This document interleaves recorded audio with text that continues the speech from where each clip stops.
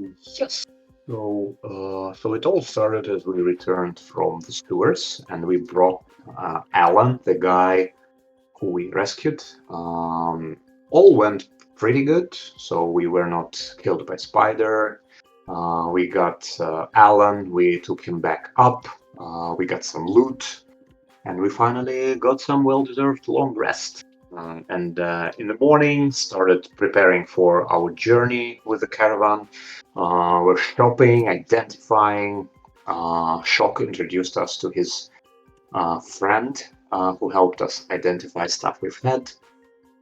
So there was a very nice dwarven masterwork longsword and three potions. So like we had a decent loot from that encounter. Yes, and then we moved on, and we kind of got some things and moved towards Chor. Towards Char. So everything was pretty good. No encounters at the beginning. Like the only thing of interest was that Nil managed to find an deep elf pin near a bridge closer to Char. So we were wondering, where did it come from? What does it mean? Try to track whoever left it, and we're not able.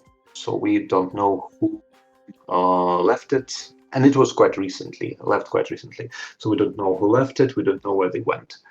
Uh, yes. So neither Robert nor Shock were able to identify where the spy went, but we know that we have been spied on. Then, we moved a little bit further, and it looked like we were pretty, like our own spies and our own scouts told us that chances are we're going to be ambushed last night of our journey.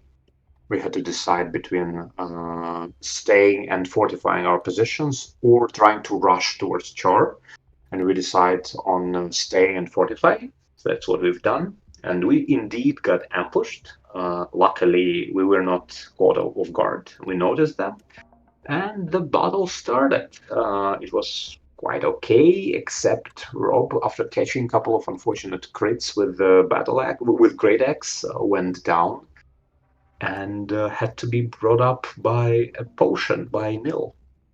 And that's kind of where we are right now, All in the right. middle of battle. Awesome. Thank you for that recap. So we were starting at a new round. Let me get Ian a front row seat so he's not just staring at a black screen. Appreciate you. Let's see. Let's go. Excited to see your character. Let's go.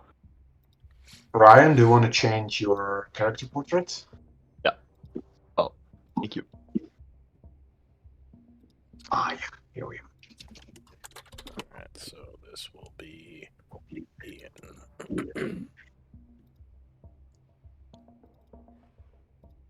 All right. Do you have sight, Ian? Yes, I do. Thank you. All right. It's kind of yeah. I can well, I guess you can kind of see with the light sources. We'll keep it that way. All right. So we were starting at the top of the round. Now I just realized. Yeah. Okay. My scripts are broken. Sorry. Give me one moment to restart them. Well, 20 was doing pretty good. I hadn't had my scripts break in a while, but oh well. So last time you generated, when you regenerated scripts for my token, I think after level up, I have really a lot of weird, like I think I have everything I have in a, have like the armor mastery or like a discovery or like things that are not really usable. I still have them as a macro. Is it okay? Is it normal? Let me take a look. Luckily, these scripts can fix stuff like that pretty quickly. So your token. Have like fighting style as a script. which does nothing. Well, let me try to re-push the scripts and see if that fixes it. Alright, it should be better now. Oh, yes. Thank you very much. Alright. So, let's get back into what was happening. So the orc was going top of the round. Oh, and actually the whole point, I wanted to fix my scripts. Okay.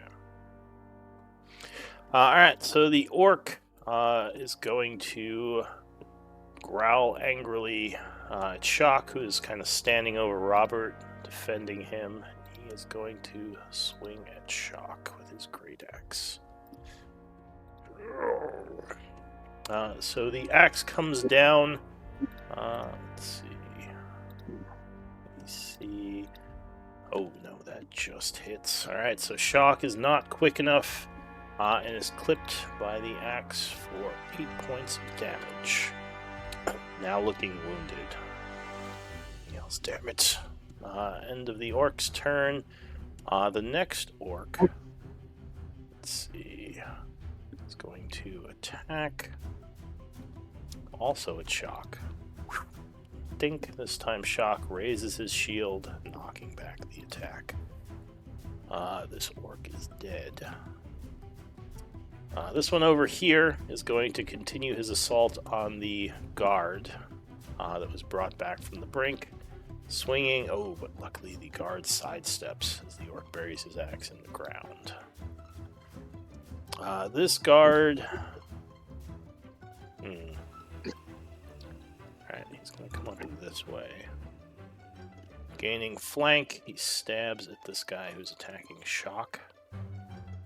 14 would strike. Alright, so he stabs him for 7, getting a nasty hit on him. Orc staggers forward, spinning around to attack him. That's it for the guard. He gains 3 temp HP. Temp if he doesn't already have any. He has 6, so that that's fine. wouldn't affect him. Alright, the hobgoblin back here is annoyed by this guy who keeps chasing around with the light. So he's just going to take another shot at him with his longbow. 17 will strike, doing 5 damage, and this guy is temp, so he takes it from the temp. It's still looking good. Let's see. Guard deserves right. Yeah, hero guard. Alright, so he's going to move in and one-handed stab with his spear, holding the torch in the other hand. But unfortunately will miss. Robert. So you are prone underneath Shock, who is fighting off several orcs trying to get to you. Is there a way how I can stand up and move away from him without getting an attack of opportunity from this guy? Not without a disengage. And if you're going to stand up, you do have to leave his square. So you're in a precarious situation. Okay.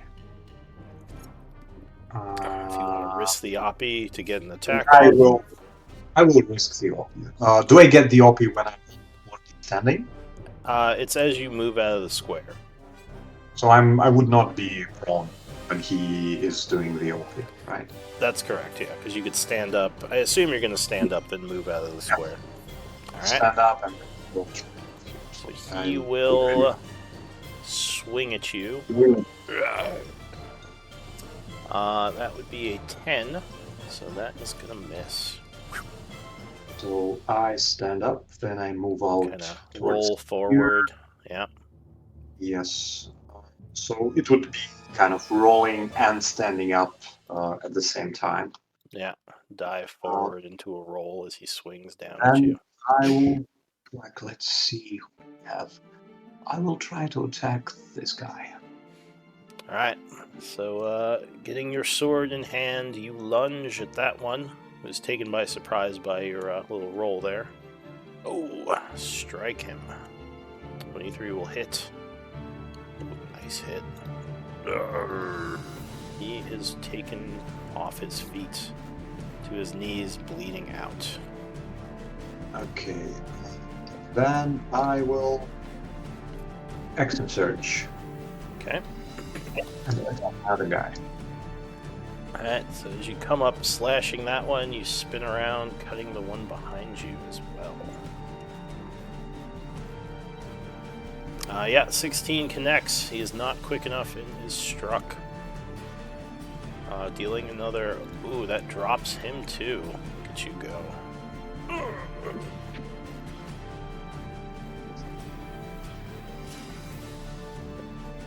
So he is also dying.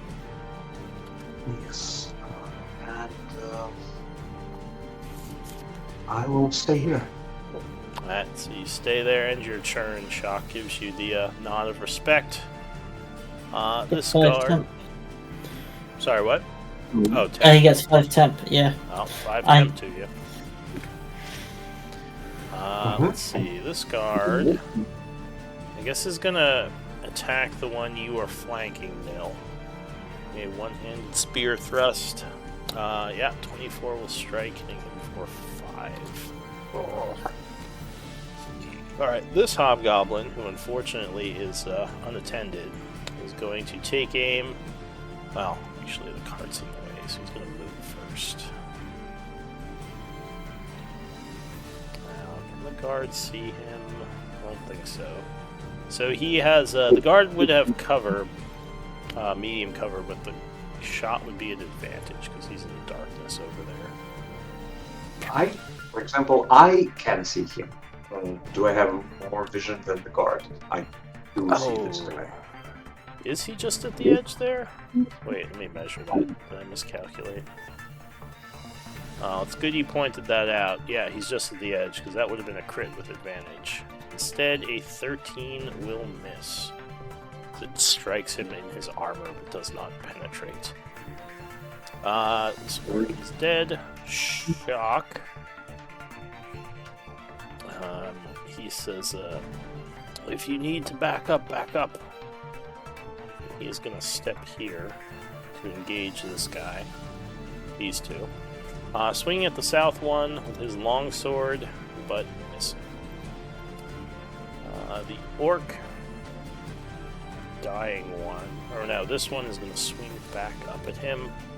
Great Axe swipe. He blocks, ending the orc's turn. This orc is dying. He continues to be dying. Nil. Okay.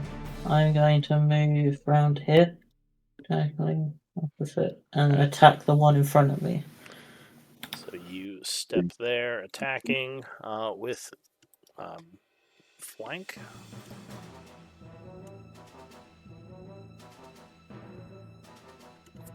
Yeah, 17 will connect, or 19, which does a total of 3 slashing to him. And gets his attention on you, and puts him to wounded. Alright, anything else?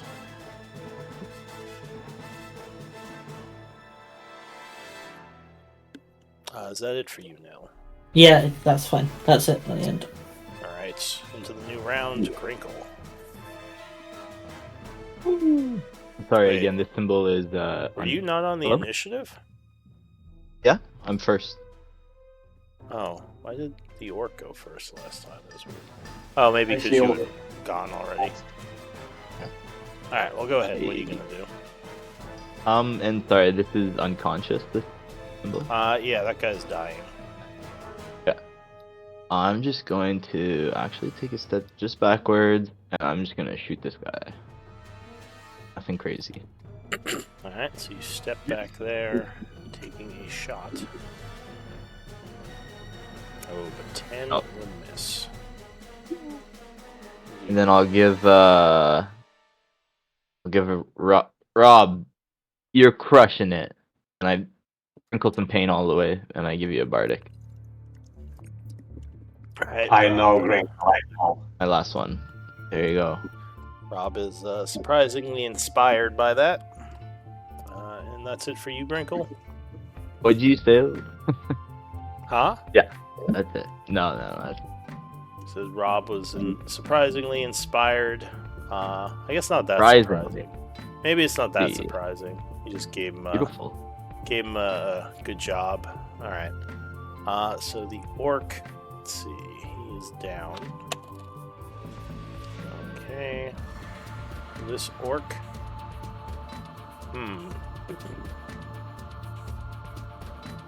So he has been watching you put magic on everyone, but he can't get to you with your shielding. So he's just going to try to kill this guard to the south of him again. Oh, the guard will dodge. Alright. This guard is going to walk over to, let's see, 10, 20, here. I guess he can go 30 to get into flank. It's going to stab, but misses. Alright, so the hobgoblin, he's just going to pull out his sword and try to stab this guy. He's tired of this. So he drops his bow and does a longsword swipe. Oh, but the soldier blocks.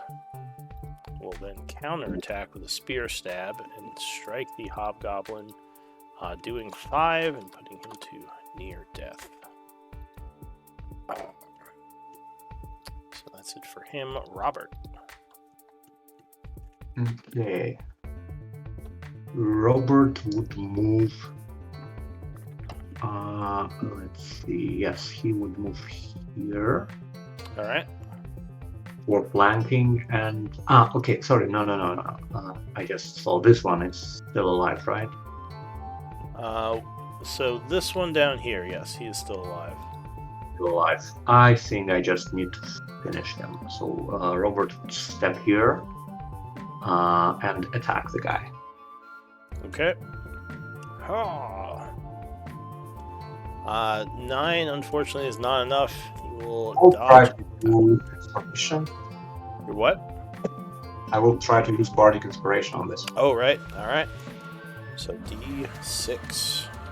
Ooh, 12 is just shy of what you needed. Okay. AC 13, so yeah, that will miss. That's a pity.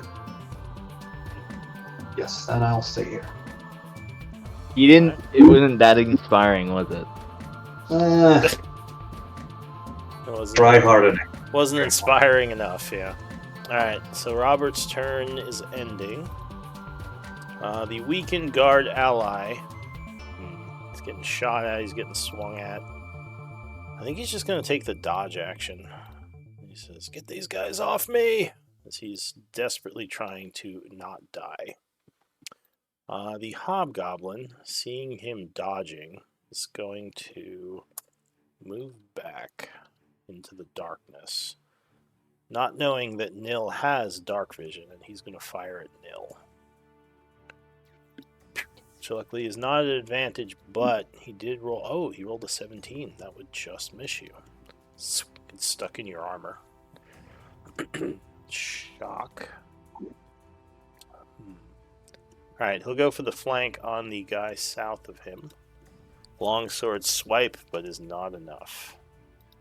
And finally, this wounded orc, I think is gonna go for Nil. Guy south. Swinging to 24, yeah, that's gonna connect unless you got something. Fine.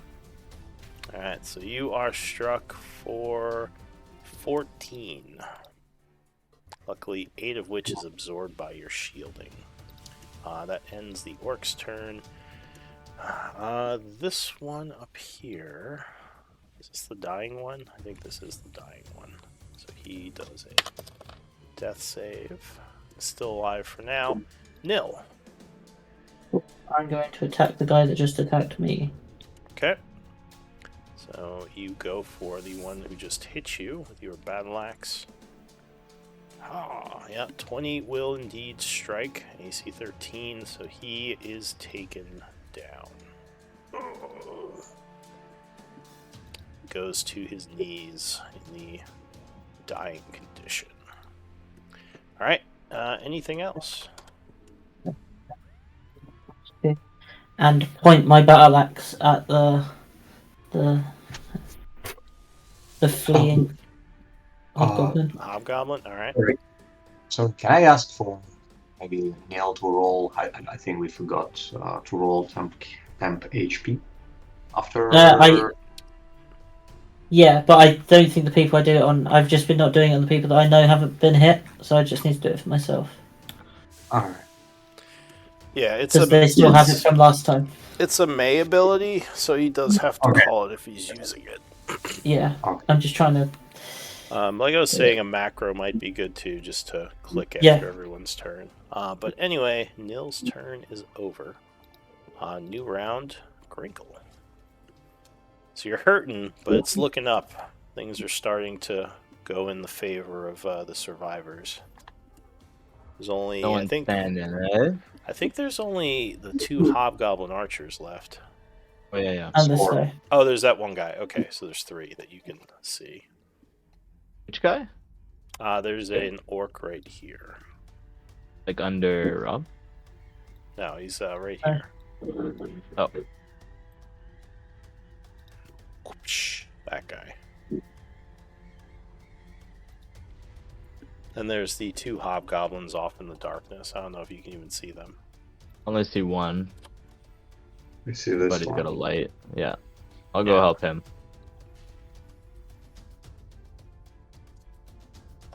Oh yeah, the guy with the torch chasing the archer over there.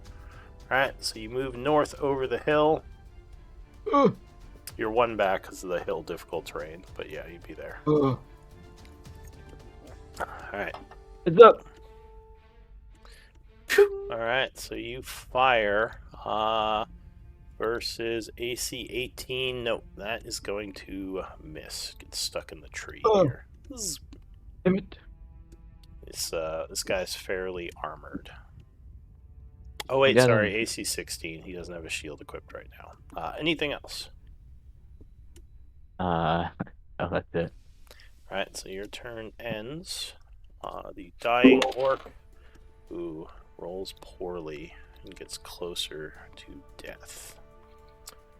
The other orc, the one who's still up, he sees that guy dodging. So he's probably going to switch targets to a wounded... Oh wait, where's Shock? Did I lose Shock? He is there. Okay, that's what I thought. So he's going to go for Shock. Oh, 24. That is going to strike. So Shock takes 10 slashing and is very, very wounded. Did you count his temp HP? Yeah, Think he's- he for the last swipe, I believe the temp HP took part of it. Okay. Yeah. So that is it for... Well, let me double check that. Did I count as temp HP? Am I getting this mixed up? Yes, I believe I did. Alright, so that is it for the orc. Guard ally. He is going to move up and stab at this orc. Bastard! Striking him for 7. A nice spear hit. And putting the orc to wounded. Hobgoblin at this point, he can't retreat. He's just going to fight, hoping he can take this guy down. Ooh, yeah, 20 will strike the soldier, doing 5. Or 4 because of the temp HP. The soldier is winded, but not yet wounded. He yells, I might need help up here. He'll strike back, a quick spear thrust, but the armor of this guy is impressive and knocks away the attack. Robert. Let me think. Okay, I need to save Shock, so I will move towards here and attack this guy. Alright, so you come up around Shock, swiping, yeah, catches him off guard, 7, oh, jeez, yeah, that drops him. You just come in with a quick stab, and he is down. Alright, anything else? And Shock says, good work, Robert. then I will shout, guys, we need light for that one. Point in this direction. Alright. And I will move towards here, kind of trying to be in full cover so he doesn't see me at all. So the guard ally, I think that's Jack, will yell, I'm on it. He's gonna move this way, dropping his spear and basically pulling out and lighting a torch, lighting up the area. Alright, so that is it for him. Mark him as a light source. So remember, the hobgoblin is going to growl and aim his bow directly at that guy. Oh, 20. Yeah, that's going to hit.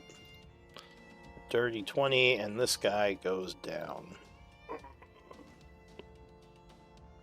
Falling to his knees, arrow sticking out of him. The hobgoblin will then move back, basically leaving the map. He will retreat next turn if he's not stopped. Shock. Oh, that's me. Shock is not feeling good. So he's going to move to here, seeing his buddy's down, but there's an archer. He's not sure if he should go out there because he is not feeling good.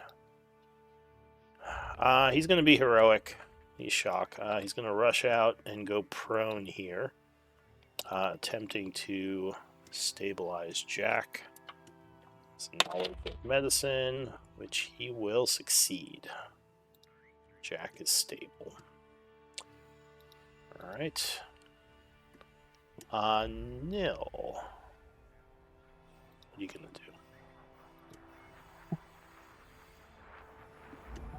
I'm gonna run across and cover, spare the dying if he didn't stabilize him, but I think he did. And I'm just gonna stand in the way and stand over him with my shield up as I see he's retreating and running away. Alright. So you cover Jack, making sure he doesn't take any more arrows. End of the round, Grinkle, new round.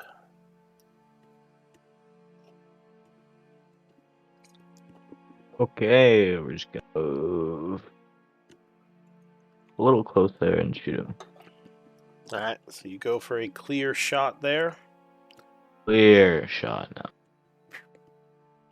So AC 16, nice. 17 will strike him. So distracted by these. Oh wow! All right. Apparently, right in the face, because that would bring him down. He dies. Crossbow bolt to the face. All right. Anything Why else? the long face? Wait, what did you say? Why the long face? Yep. I'm just gonna move here, a little bit back. Alright. Everyone feels inspired. Yeah, inspires everyone. Y'all win. That was a good one. Alright, so you move back there, ending your turn. The orcs are bleeding out. Your guard ally is going to take cover here because he's wounded. He doesn't want to get shot. Dodging. Let's see. This guy is going to give you the thumbs up, Crinkle, as he starts moving back towards the... Does anyone remember what this was? I think it was a spell effect. Or slipperiness. Oil right. of slipperiness. You threw your oil down. That's right. So it's still there. Alright, so Robert. You've got one archer retreating. Yes. Is there a way I can carry a torch while still carrying sword and a shield? So you'd have to have a free hand. You could drop your... Because drawing a torch is an item interaction and lighting one is an item interaction. So... No, but there is a torch that is... Oh, yes. So he does have a torch on, like, laying next to him. Yes. So you'd have to either drop your sword or sheath it to pick up the torch. Mm, okay, I'll sheath sword and pick up the torch. Alright, so for your action, you... It would be item interaction, right? Well, sheathing the sword would be one item interaction. You could drop your Yeah. sword, which would be free, but sheathing it is an item interaction. So if you want to sheathe the sword and pick up the torch, that would be an action. Okay, well then it's not gonna work. I will like I don't want to rush into darkness without weapons. Yeah, that Uh, makes sense. Then yeah, I'll just stay here with everyone. I'll kind of stand here and just leave the sword where it is. I'll just stay here with the shield You mean raised and leave the torch where it is? leave the torch where it is. Gotcha. I'm not gonna. I won't have enough actions to pick it up and run after the guy, so I'll just stand here dodging. Alright, so you're basically moving forward with your shield up in case he fires at you. That's it for Robert. You get 6 temp if you don't already have it. Oh, yeah, 6 temp, so you go up by 1. The guard ally is stable, so he just kind of lays there, like, the arrow sticking out of him. Alright, so the hobgoblin is going to, at this point, full-on retreat into the darkness. So you can follow him, but at this point it would be, like, skill checks. Hmm. Or do you want to just let him go and kind of mop up here and combat? I don't think we have enough strength to chase him Okay. in the darkness. So Yeah. the battle will end. Okay. So yeah, there's definitely a lot of wounded and well, dying and dead guards after that. Are there any we can try to help right away? Or... So examining the battlefield, let's see. I guess give me medicine checks if you're quickly running to try to see. Well, I'll take up to, Yeah. I'll say 1 or 2 medicine checks from the group. If you're just trying to run and see who you can, I if you can have save. proficiency, so I will do my check. Okay. Let's have a potion of healing, so if there's anyone I could quickly use that on, maybe, that's like dead, it would save. Oh, good roll. So most of them are dead, the guards, I mean. But you do manage to save one of them. I'll say this And- guy, he managed to stabilize. Did I have a go as well? And loot, oh, yeah, you could do the No, other you one. you would come to the same conclusion that the other Okay, guards are yeah. dead, unfortunately. What about the dying enemies? Are you gonna just kill them, or are you gonna try to save them? You want to Is, say one? I assume you would just kill them. There's Yeah, I guess 4 we'll of just- them, but Like I see no point, and Robert would definitely just go and make sure they don't come up. alright. So you finish off the dying orcs. Shock seems dismayed as he assesses the damage. He quickly moves south and north, kind of get it. Well, he wasn't north, so I say he moves south to see how the rest of the caravan is doing. He would come back and say, "We've taken some heavy losses, but it seems we've driven them off. I think we're safe for now." He says they could have some kind of base nearby, though, so I'm a little bit worried that they might have reinforcements if we're not careful. Hmm. Are you all right? Oh. Robert. We're better. Robert comes to Neil and then says, "Well, thank you, man. Thank you, man, for that potion. It really saved my ass." To shock, you mean? No, I think was it Shock? I think Neil actually. Oh, was it Nil who gave you the potion? All right, I didn't remember. Nil. All right. So these guys have armaments. Like if anyone cares about like their chainmail or swords or shields or arrows, like the hobgoblins have better armaments than the orcs, who just have great axes and javelins. Exactly, like as same as we've done before. All of those mercenary work is expensive business, so we need to cut our losses. So Robert would try to go around and see what we can get from fallen guys.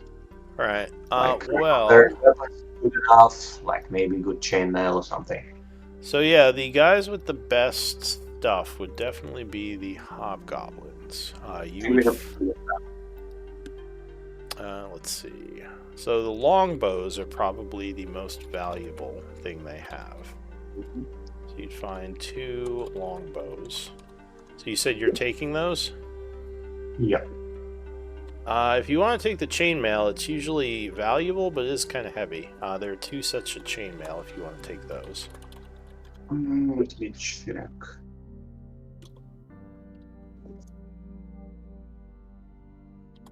Chainmail. You'd also find 15 arrows among those 2 guys. I think chainmail we could drop. Like it's not that valuable, and it is very heavy. All right. Are you interested in the great axes or the hide armor? I assume not. Did they have great access? Let me see. Great. What's it? Shock would Great say, do any of you have good scouting abilities? Knowledge of tracking in the terrain? I just want to make sure we don't have any more I have enemies some. close by. Yeah, I could take a look. I'm feeling good. He says, I thought maybe while we were cleaning up here, some of you could look around and see if you can find any other dangers close by that we need to worry about, like a camp. Because the nature check. But So that would be a survival check to follow tracks. So you're gonna go do that? I don't have survival. I thought it was nature. Sorry. Oh no, it would be survival. What was the roll? What was survival for? So Shock suggested checking the immediate area to make sure there were no camps or like enemies close by. Kind of like figure out where these guys came from. I'd love to, but guys, I'm really badly hurt.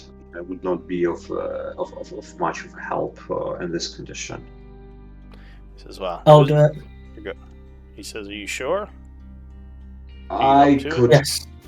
I like after I went unconscious, and now when I'm up, really I don't think I would be much of a help. I could try, but you might as well take someone fresh without survival skill than me at this point. He says, "Well, I could send some guards with you, or if the 3 of you think you'd be more effective watching each other's backs, maybe you could protect Nil while he scouts. It's up to you. Whatever you think is best." Neil, do you have? Are you good at survival skill, Neil? I think so. I'm okay at survival skill, and the night will provide. We must flush out these interlopers into the gentle night. They disturb its peace and must be stopped.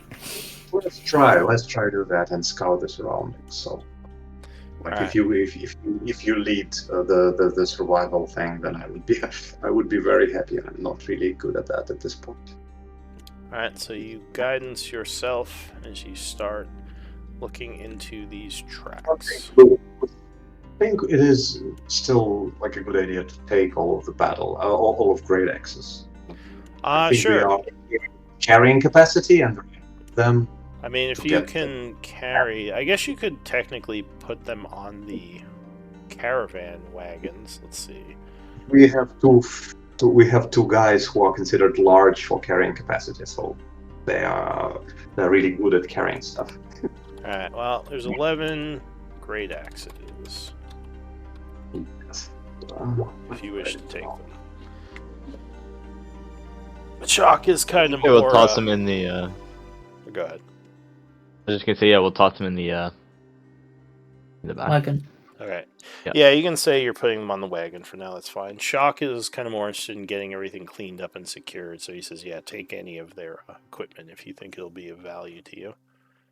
But for your survival nil, you rolled a 9, and I need a d4 for your guidance. I did. 1. It was a 1. So Yeah. so with 10, you actually are able to follow the tracks without too much of an issue. Luckily, there was a large group of these guys who attacked, so there's signs of passage all over the place.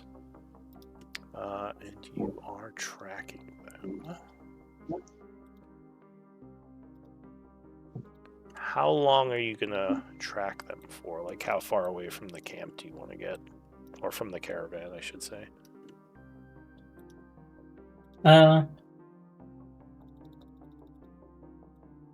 Oh, I'm not sure. Alright.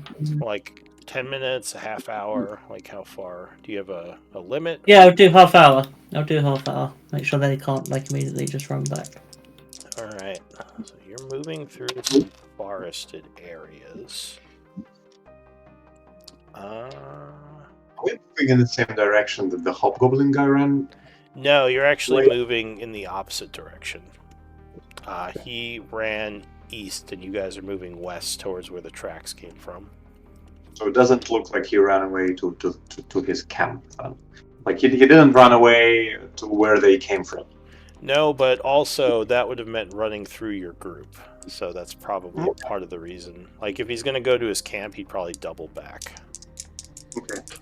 But anyway, do any of you have knowledge of nature?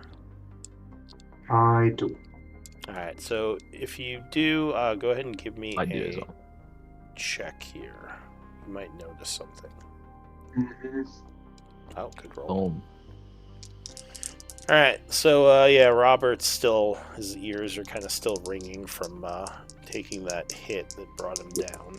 But Crinkle, even wounded, you notice some rare herbs growing in the area that you could probably collect pretty quickly as you're moving through the forest.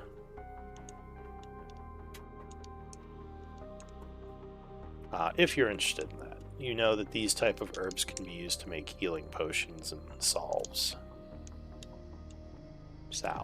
whatever. Do you have interest in them? Are you muted?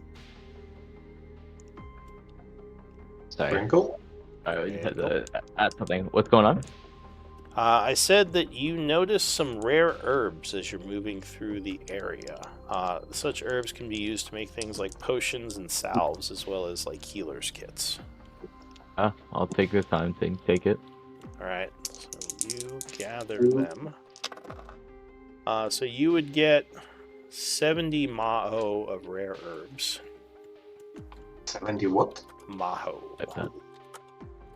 Oh, what's that? It's like basically magic potential. It's used to measure how powerful, like an essence or a herb or like a magical component is. Like if you need a certain amount of components or gold to do something, basically Maho kind of like replaces the word gold piece. So like if you need, or go ahead. How do you spell it? Majo. Okay, like that, right? Okay, gotcha. Yeah, exactly. So I guess you can add those to your inventory if you like, Crinkle. Yeah, done. Okay. Thank you. I return. So you continue good. onward, making a quick stop to look at these herbs, which you pick hastily. As you're moving through the forest, it's been about 20 minutes. You start hearing movement from somewhere up ahead through kind of like a brush area. You can't see over there, but there's definitely something or someone moving around.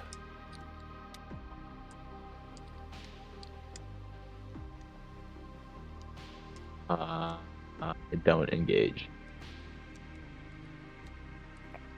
Okay. I'm not trusting myself to move, like to move silently at this point. So my whole point, let's just rush them, whatever. Like let's just make sure they don't come to the.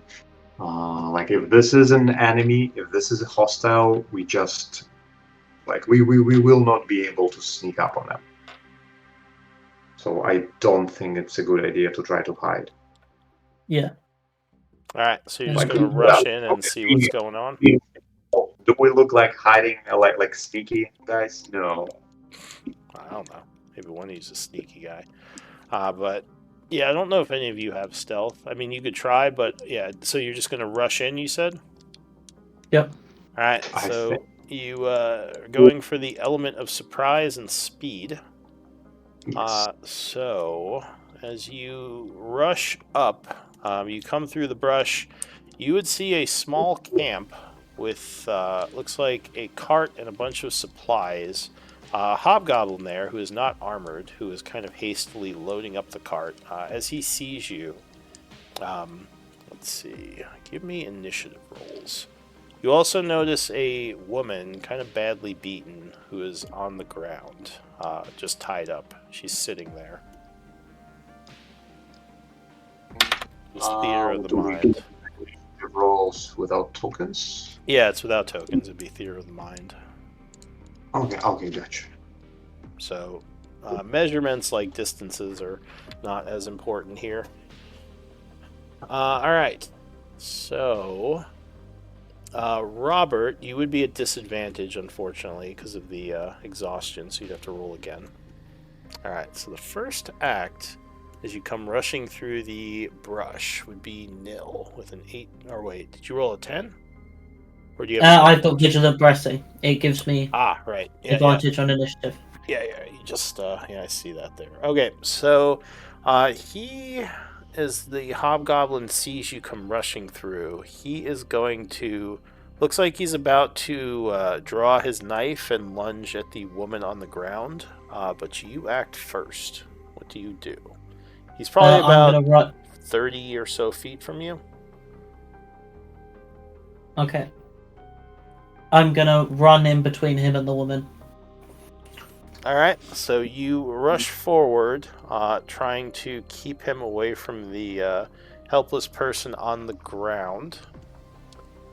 Basically, trying to use your size to keep him back. Yep. All right, do you say anything? Yeah. If I'm intimidating him, he's not wearing his armor. No, he just has this knife or dagger. This is a fight you can't win, interloper. Run away and ruin another night. Do not test me today. Give me an initiative. I'll give you advantage because you're pretty big looking. Your armor. Intimidation, I guess. 18. So he pauses a moment because it's his turn now. He is just gonna be like, fuck this, and just try to flee. He would give you an oppie if you want to take it.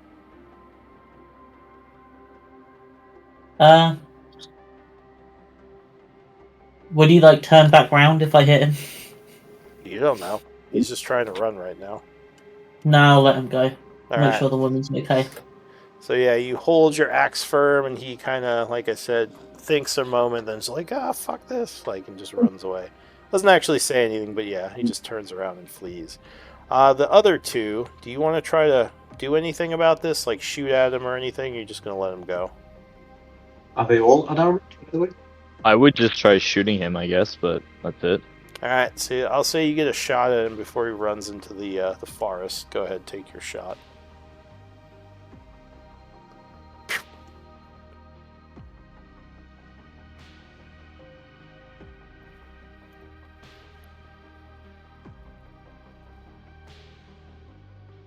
Oh, nice shot.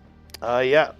So he is struck for 6 and looks badly wounded as he's kind of limping now, still trying to run away. Any more shots at him? I'll say you get one more before he retreats if you want to try to bring him down. Throw a javelin yeah. at him. And I would throw a javelin at him, and I will look at Nil and say, they would not spare us. Why should we? And Alright. So I will you, throw a javelin at the guy. alright, so yeah, you rush forward. Oh yeah. So he is struck right in the back and just falls over forward, kind of twitching and bleeding out. The woman there spits and says, "Good riddance. Can you untie me, friend?" Yeah. Yeah. Alright, so The rope's list. you quickly cut her free. She is definitely badly wounded with several levels of exhaustion, but it looks like she is alive. She'll say, "Thank you. Thank you so much. I don't know if I would have survived much longer if you hadn't come along. But we should probably leave. There's a bunch more of them in the area. It was a whole war band. I'm not sure where they went, but they could be coming back." I don't think they'll be returning here. Why not? we met earlier this evening. She says, "Oh, you killed them all?" Mostly. Well, that's very impressive. My name is Melody. I'm a healer of sorts, a devout follower of Paylor. She says, I was with one of the caravan groups that was coming up to Char. We were attacked, and most of us were killed, but I was taken hostage. They've been dragging me around through these forests. I think they're called the Iron Tide, but I don't know much about them." Iron Tide. Why would they need you? She says, "Well, I do have healing skills. I have herbalism, so maybe they wanted me to make them potions or something. Several of them did speak common, but yeah, I was the only one who was left alive after the last fight. I'm not sure what they had intended to do with me, but they certainly haven't treated me well." Yeah, you look like a mess. Sorry about that. So I feel like a mess, but I'm just happy to be alive. Oh, Can you what are- walk? I think so. Not very fast. You would see she has at least 2 levels of exhaustion with your medicine. Our camp I'll- is about half an hour from here. I think we can carry her, guys. Yeah, I'll carry her. She says, "Well, there's this mule in this cart. I think I can make it through at least. Yeah, these lands. The trees are spread out. I think it should be able to make it through the forest." Yeah, guys, let's go. Anything worth scavenging here? Like, do we have anything in the cart?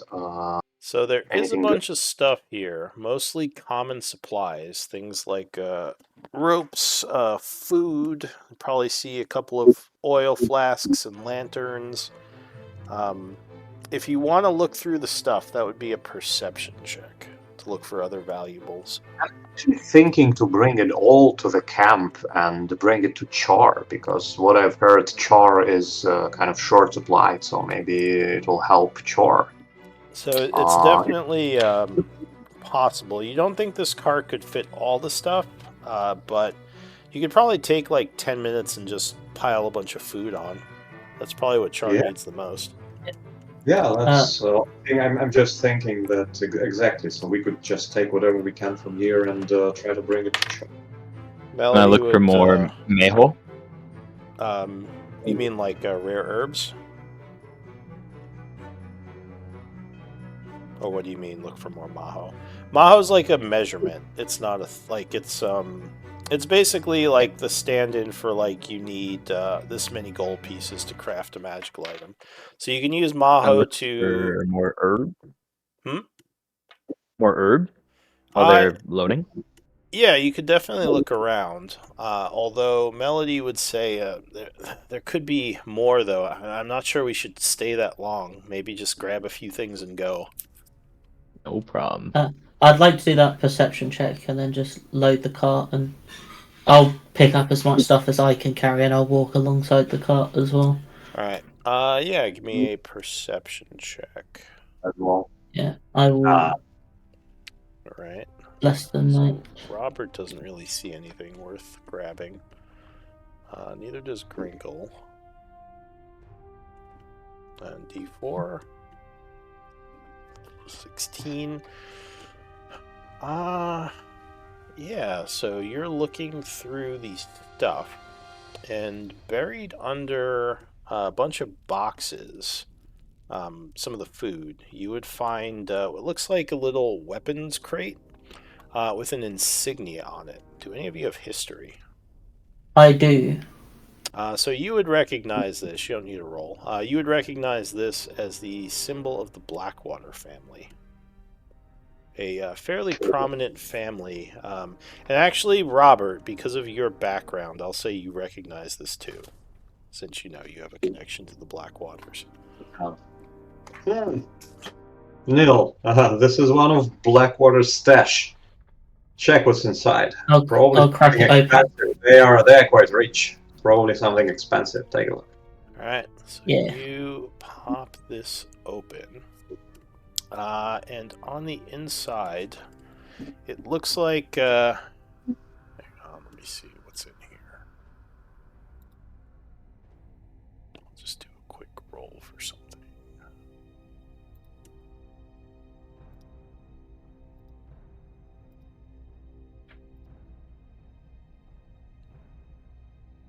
Looks like there is a longsword in here that looks like it is fairly high quality. Could be masterworked. I think we hit another jackpot. You don't dual wield, do you? Yeah. No, but I'm starting to wonder if I should. Swords Still are longswords are a fairly common weapon within the Empire. Most of the skilled fighters wield them. That and spears are the most common weaponry.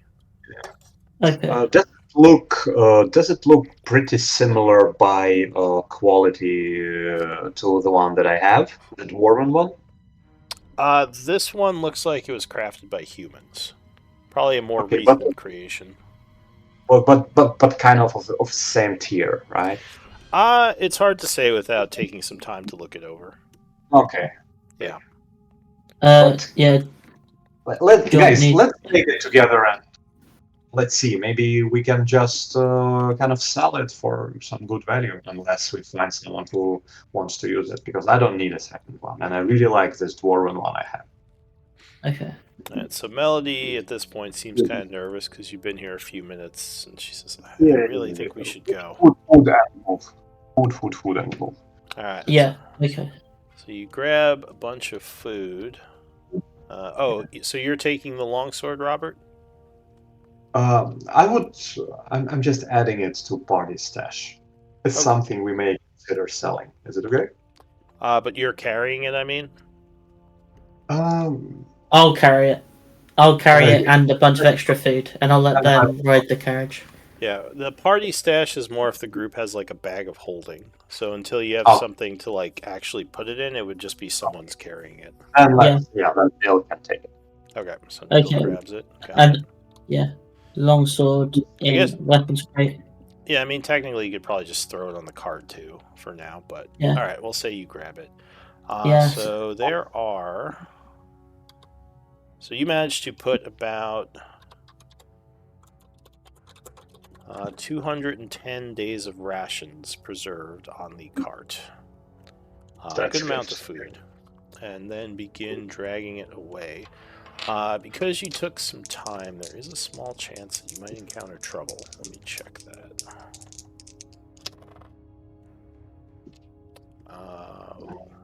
Hang on. What are the dice telling me? Oh, no. Alright, so never mind, it wasn't trouble, it was some more herbs that you'd find. Another 21 maho of rare herbs. As you make your way back to the carriage. Alright. So... as you all return, you see the carriage, or the caravan is pretty much ready to go at this point. as the cart kind of comes over the hill with the stuff, Shock would approach and say, "What did you find? What's this?" And he immediately. We found their camp, and there have been some supplies. There have been more, but that's all we could carry. And hey, meet Melody, and I point towards her. So she would say, "Shock?" And he says, "Mel." And he runs over and immediately embraces her. He says, "I thought you died." She says, "I almost did. These people helped save me, though. She says, it's just good to see you. We should get out of here. There might be more of them." He nods. He says, "I was thinking the same thing. I think maybe we should just push through the night and try to get to Char. I worry that if that one that got away could bring reinforcements if we stay. What do you all think? Should we wait the night and try to do it safely, or risk an attack and just try to push ahead to Char?" I feel like if it wasn't for the one who got away, I would consider staying. But yeah, the chances that he brings reinforcements are just too big to ignore. All right. Well, we're ready to go. Melody, I'll get you on one of the actual carriages, and if we're ready, we should head out. So I agree. All right. So you attempt to make the dash for Char. Okay. So you ride on through the night, moving at as quick a speed as you can. Let's see, what time is it? So it was. Wait, it couldn't. It's not 8 a.m., isn't it? No, it was 8. It was late at night when you were attacked. I don't think this is right. I think it was like 12 a.m. on the 88th. Yeah, that lines up. All right.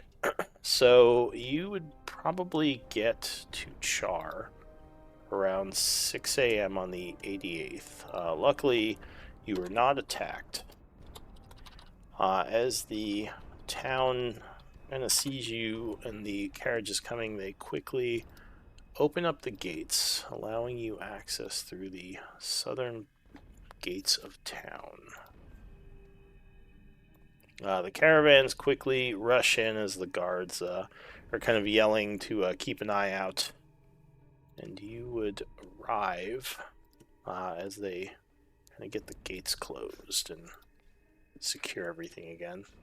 Shock says, "We made it through. We have the supplies." And the guy nods and says, "Thank the gods. We were running low on food. With all the surrounding farmlands under attack, we really needed this. We should probably get it to the town square. I know the mayor will be happy to hear you've made it, and I'm sure that she'll offer you all the payment that was promised, along with Blackwater's payment." He nods and he looks at the rest of you. He says, I'm dead tired and wounded, but I'm going to get this stuff sorted, and then I'll meet you at one of the inns." He says, "Good work out there." And he hands you each another pouch with 30 gold pieces. He says, for what I owed you. So you each gain another 30. And he's going to take off along with the carriages. And I guess you're leaving the great axes and, all the other stuff on them for now. Yeah. So the guard, one of the guards kind of walks up to you, Robert. He says, "You look better, friend. You must have seen hell out there. Are you okay?" Of course, nothing a good night of sleep can't cure, but yeah, I've been better. Says, "Well, of course, you should get a room at one of the inns. Maybe they'll even give you it on the house for bringing food to us." He says, "There's the Maplewood and the Dark Water. You just follow the roads up here. Both pretty good, but I'll leave it up to you which one you want to go to." He says, "Anything you need?" Do you think we can sell all of this? We got some loot, and I was thinking maybe you guys need some weapons, so we have some good longbows and a bit of great axes. Is it something you're interested in? Do you know where we can try to sell it? Says, well, normally such stuff would be sold at the market, but since the caravans haven't been through a while, the economy here ain't the best. The town hall might be interested in buying some. I know the mayor usually is up for some good arms if she can get them. Armor is probably more valuable than weaponry, as most of our people are armed with spears and well, maybe bows could be a use. We got a few trained in them. He says, but that'd be your best bet. He says, Okay. are you guys some kind of mercenary company, or I don't know if I've yeah. I don't think I've seen you around the caravan routes before. Yeah, we have been hired to protect the caravan and to bring you guys food. He says you're Which we did. You're better armed than most groups I've seen come in with the caravan. You guys got a name? And I look towards everyone. I look towards Neil and towards Grinkle. And I'm trying to read their eyes. Like, should I tell him? And then, like, if I don't see any obvious objection, I will just say, yeah, we are Starry Knights with K. Starry Knights. Wow. It's good to meet you. This town really owes you for helping us get those supplies. Says, Did Wrinkle do the painting behind us? Yep. In the air. oh, Yeah. Grinkle's doing the party, like, logo in the air. Yeah, like the backdrop. The backdrop. It's like a green screen. He says, quite the interesting bunch of characters. He says, I don't think I seen anything like either of you. Looking to Grinkle and Nil. He says, are you some kind of goblins? Listen here, we are herbal, whatever. Yeah, He says, I mean- maybe a bit Herbal. like the other one who came into town a while back. He says, mostly humans here, a couple of dwarves, but seems recently we've been getting all types. Seen someone like us? He says, well, there's a, well, he's hairy like you, but not exactly the same look. Stranger who wandered in a couple of years back. I mean, I'm sure you'll meet him if you hang around. He's kind of a local hero. I mean, you guys probably will be too now that you've done this for us. Yeah, maybe we can recruit him. Like, it's only 3 of us. But I'm sorry, you're probably exhausted. I should let you go get your bed and get some sleep. Yeah, I think we should get to all of our things after we get a good night's sleep. He says, I mean, if you guys are willing to stay for a bit, we could certainly use help in this town. Those guys that attacked you on the way in, they've been attacking this town for quite a while now, sieging us a bit. That's bad. And I turn towards Grinkle and Nil and I say, what do you think, guys? Shall we go rest and then we go deal with everything? I Yes. really don't feel like doing Yeah, anything I'm before we I've lost a lot of blood, so we need to go get it back. I need to pay a visit to someone. I'm going to go and try and find Jack. He's so the wounded guard. Yeah, he's still out cold. He's kind of fighting for his life a little, because of all the wounds he took in that battle. Can I stay with him? And offer. Yeah, sure. So the group kind of splits here. You're gonna go with the caravan, and the rest of you are gonna do what? Can you remind me what was the I don't recall if he was named, but the guy who was actually running with the torch and saving us from the hobgoblin. I don't think you I don't had his think he name. was. He was just one of the soldiers.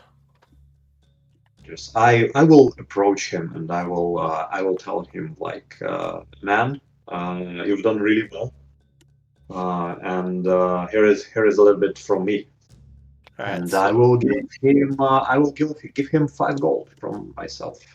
all I right, so think it is. I'll say that you and Nil both kind of go up to meet with the caravan, and he says, "Oh, well, thank you.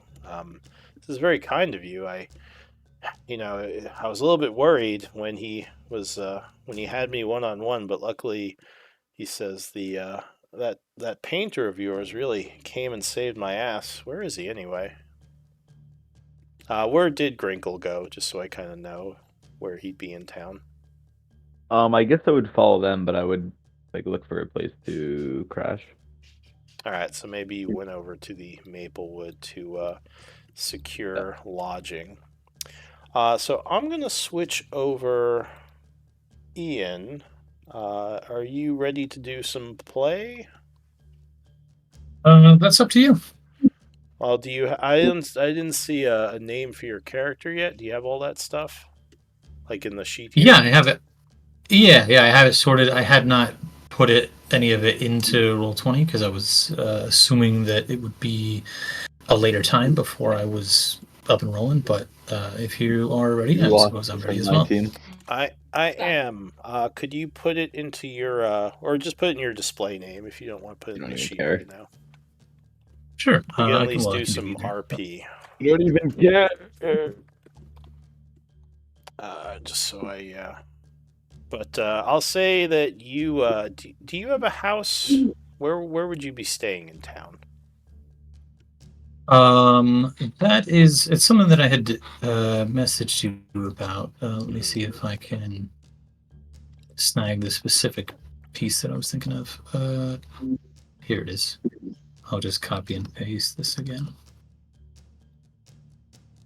That's what I was thinking. Okay. Oh, right. Sorry, I was completely forgot. Okay. So I'll say it's pretty late at night / early in the morning when you are awakened by one of the priests. He would say, let me get his name.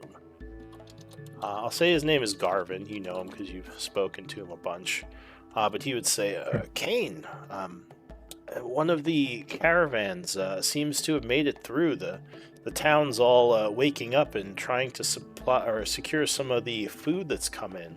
I was wondering if you could come with me to the market. I could use your brawn to help carry some stuff. Of course, happy to help.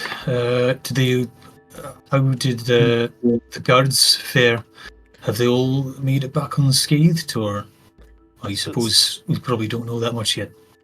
I haven't heard much. The town guards weren't involved in the scuffle, but apparently the caravan that came in took a hell of a beating. Though some group called the Starry Knights were able to fight off the attackers and get the food through.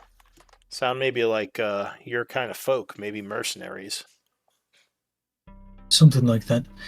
Well, sure, yeah, let's go and have a look.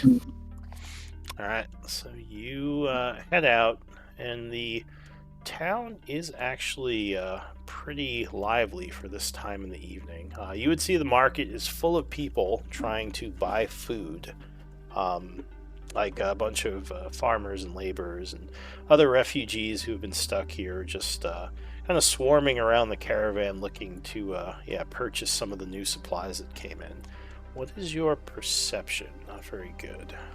Okay. So as you get closer, I'll say Robert, you are the first to notice Kane in the crowd, as he is, fairly easy to spot, and because you've met him before. Or if this isn't Kane, it's someone that looks very much like him. What do you want to do? Robert, he's probably like talking, and he's probably just given 5 gold to the guard as a thank you, and then he turns around, he looks at the crowd, and then he turns back, and then he turns around again, like he trying to and he's a little bit surprised and a little bit disoriented, and he feels like, what? And he looks again, and then again, and he's kind of looking under his. He's just looking on his feet, and then looks at the crowd again, and he comes and approaches Nil, and says, "Nil, I want you to be very honest. Take a look there. Do you see this person? All right, so Do you see him? Am I imagining things? Do you see him? Do you see and do you look like that? Do you look like or do you have any like disguise or any alternate form, Kane? Or do you actually look? Yep, I look as depicted, as expected. Okay. So he would recognize you. You're not like in hiding or anything like with your form. No. Okay. And Neil, look just for me. Look there. Do you see a wolf-headed person there? Or am I looking like?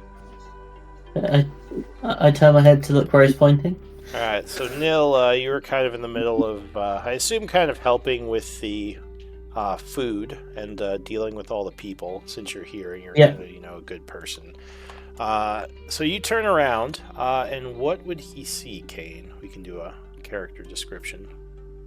You bet. So, you look and see basically a wolf man. If he wasn't so well armed and armored, you might assume that he was a werewolf. He is probably 7 feet tall-ish. So I imagine actually not quite as tall as you. But taller still than pretty much everybody else. Age is difficult to place on account of his heritage. He looks quite strong, quite healthy, and probably weighs a decent amount on account of his strength and size as well. He has gray hair, if you would call it that. Gray fur, more appropriately. Very yellow eyes. And is wearing chainmail and has quite a large sword strapped to his back. All right, so you would indeed see this wolf-headed person. Yes. I believe I see someone that matches that description. I imagine that we're both just looking over the heads of all like the humans, and we're some of the only two people that are looking for us. It's a pretty. Yeah. Or am I imagining? So you guys are like a bunch of tall people in Japan. You're just towering over the crowd. Yes. I believe you're correct, Robert. I do see him as well. Are you fucking kidding me? And I will step couple of steps towards Kane and whoever he's helping, and I will shout, "Hey man, be careful! Just don't let him near the sausages. He'll just grab and eat all of them. He is known to do that." My ears twitch, and I turn and look at your direction, and I'll say, "I think that's just about enough out of you. There are heroes in town, didn't you hear? They've just come bearing gifts of caravanserai." Yes, yes, we have done that, but we definitely haven't brought enough for you, fat guy. We'll see. So and I'll just walk over. I'll close the distance and just sort of squint at Robert for a few seconds, and then I just give him a good hug. All right, that'll work. I clap you on the back, really fucking hard. I clap you on the back, and every time, maybe like 3 claps, and each of them, I clap you, you clap me. I try to clap you stronger, and you try to clap me stronger. Okay, we're done. So you would see your old friend, who you kind of know what he looks like already from talking, or do you want a character description from Robert? Well, assuming that the picture here is pretty accurate. Yeah, I think I've got him. Maybe like height. How tall is Robert? 6'6.5", 6 foot 6'1", something between. All right, and you would Okay. also see a huge fur bog with him, who you actually may have sort of noticed from a distance, maybe figuring him to be one of these mercenaries. What would Nil look like to Kane? Yeah, so let me just get that up. He would be huge, sitting in a conservative 7'10". Yeah. I wrote this down somewhere. Yeah, so you would see him. He is covered by his helmet and chainmail, but you notice that there's branches woven into the chainmail as well as weird horns that protrude from the top of his helmet. What bits of his skin you can see are dark purple to navy blue. You see that he is handing out food to people, and you would see a big battle axe and a shield on his back. Very well. Any symbols? I forget. Do you have any like holy symbols or any symbols you might recognize? I don't believe so. Okay. So yeah, these two seem to be with the caravan handing out food. So yeah, what do you want to do?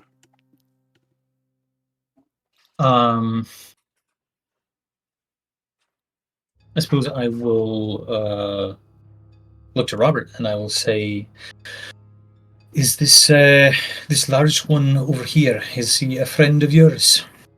Yeah, he's good. He's good. He's one of us. He's one of Starry. We have another one. He's in the tavern nearby. That's actually where we're heading. Come on, come with Sure. us. Come with us. I will just introduce you. Let's have a beer and let's talk about it. I haven't seen you for ages. It's been it's been some time. Yes, it has. Quick question, Kane. Do you have dark vision? I do. 60 feet. Okay. Yep. Just wanted to give that to your token. Thank you. Okay.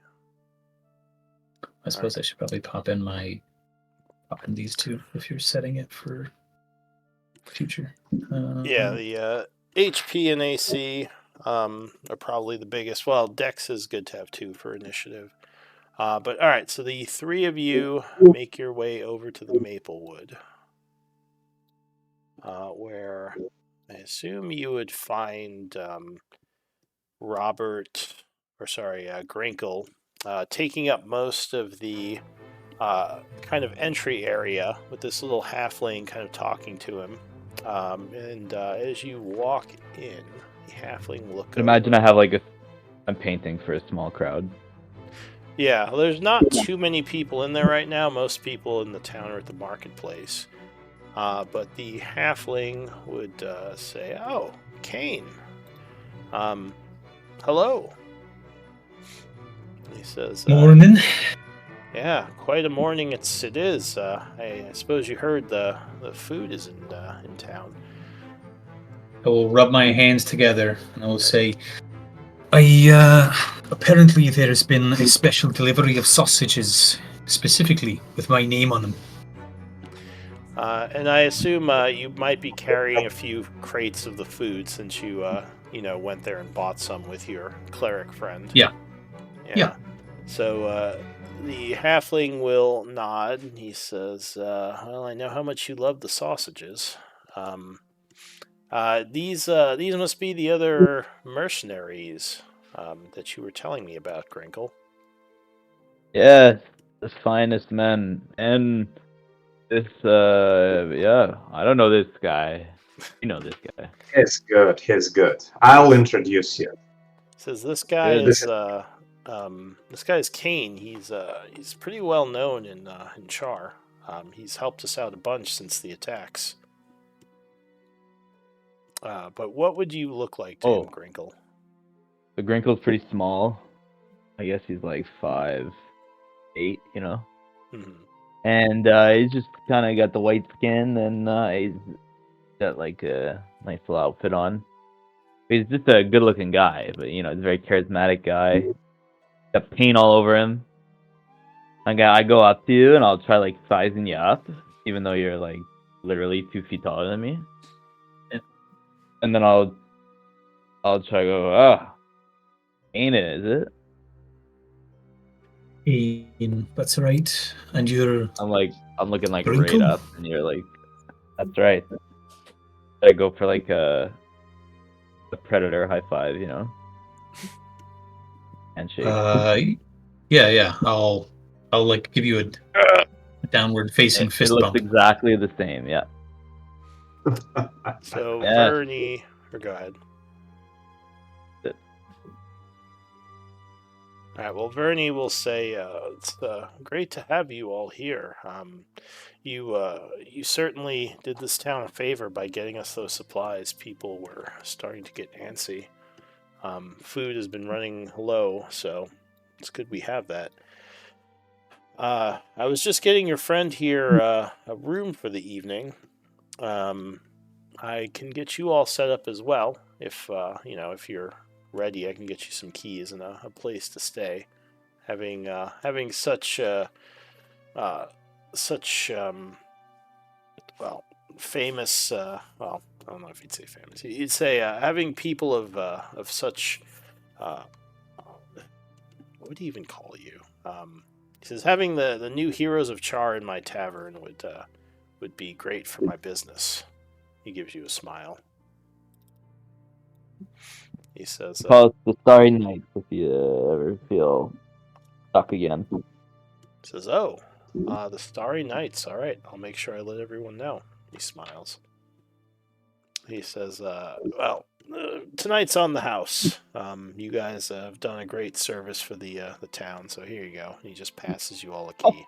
You throw one for Kane as well. Need to stay with us today. It's Kane, isn't he staying with the priests? Yeah, that's I just figured that he's not staying in the inn. Just maybe you can just do us a favor and give him a room as well, so we can just spend some time together and. Give me a persuasion with advantage. Okay, 14. Oh wait, you're at disadvantage because of your exhaustion. He'll say, you know what? Sure, Kane, you've done this town a lot of good too. Here you go. And he gets another key and hands it to you. Says if you want to stay at the inn tonight, you're welcomed. That's very generous, Fernie. Thank you. Says, well, I'm just happy that we have those supplies and everything that we needed. Welcome, everyone. And yeah, just let me know if you need anything. The bar is closed till morning, but if you're hungry, maybe I can round up a soup or something from the kitchen. It's actually morning because we arrived in the morning, right? We haven't slept yet. Yeah, so it's what did I say it was? It is, I'll say it's 4 a.m., not 6 a.m. So it's still pretty dark out. It's like early. Yeah, unfortunately, not enough time to do a long rest today, unless you are an elf and can meditate. But yeah, you can at least get started for tomorrow. Can't we just go to sleep and wake up at like 12? Yeah, it would. So usually it's 8 a.m. is the kind of resting time. But yeah, we could say it's set a little bit later until you correct for it. So if you go to bed now, you could long rest at like 12, and that would be your long rest time until you kind of reset it back to 8. Yeah. Because I think we haven't really slept. We're all bitten up and exhausted. I don't think we would have trouble sleeping right now. No, definitely not. All right, so is everyone going to bed? Is that the plan? Shall I attempt to pass the night? Yeah. I'd like to just make sure. Is Jack okay from this thing? Have I left him in an alright? Or would it be better if I stayed with him? So, do you have medicine? I do. Okay. Oh, the one sec. So you want to say you spend the night kind of making sure Jack is okay? Because he is pretty badly wounded. Yeah, I don't have medicine.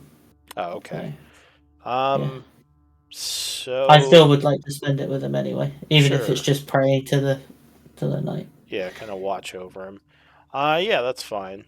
What about the rest of you? Are you doing anything or going to sleep?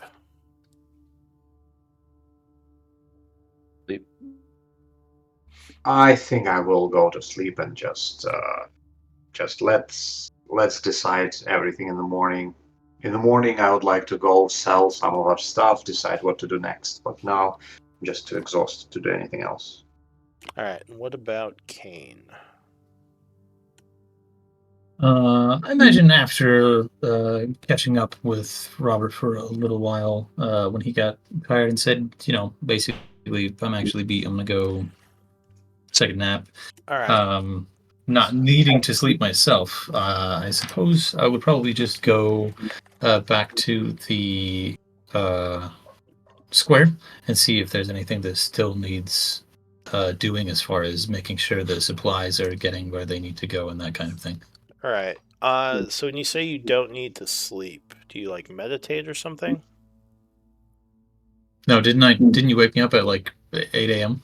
or something? It was 4 a.m., Or so was you probably had about 4 hours of sleep. Oh, I Yeah. I thought it was a little bit later than that. Yeah, then I would go and finish up the sleep that I didn't finish. Yeah. All right. Well, before that, so let's see. You said you want to catch up with Robert a bit. If we want to do a quick RP scene, we can Yeah, say maybe sure. like Robert is getting like settled into his room, and I'm assuming Kane would want to come talk to him a bit since Yeah.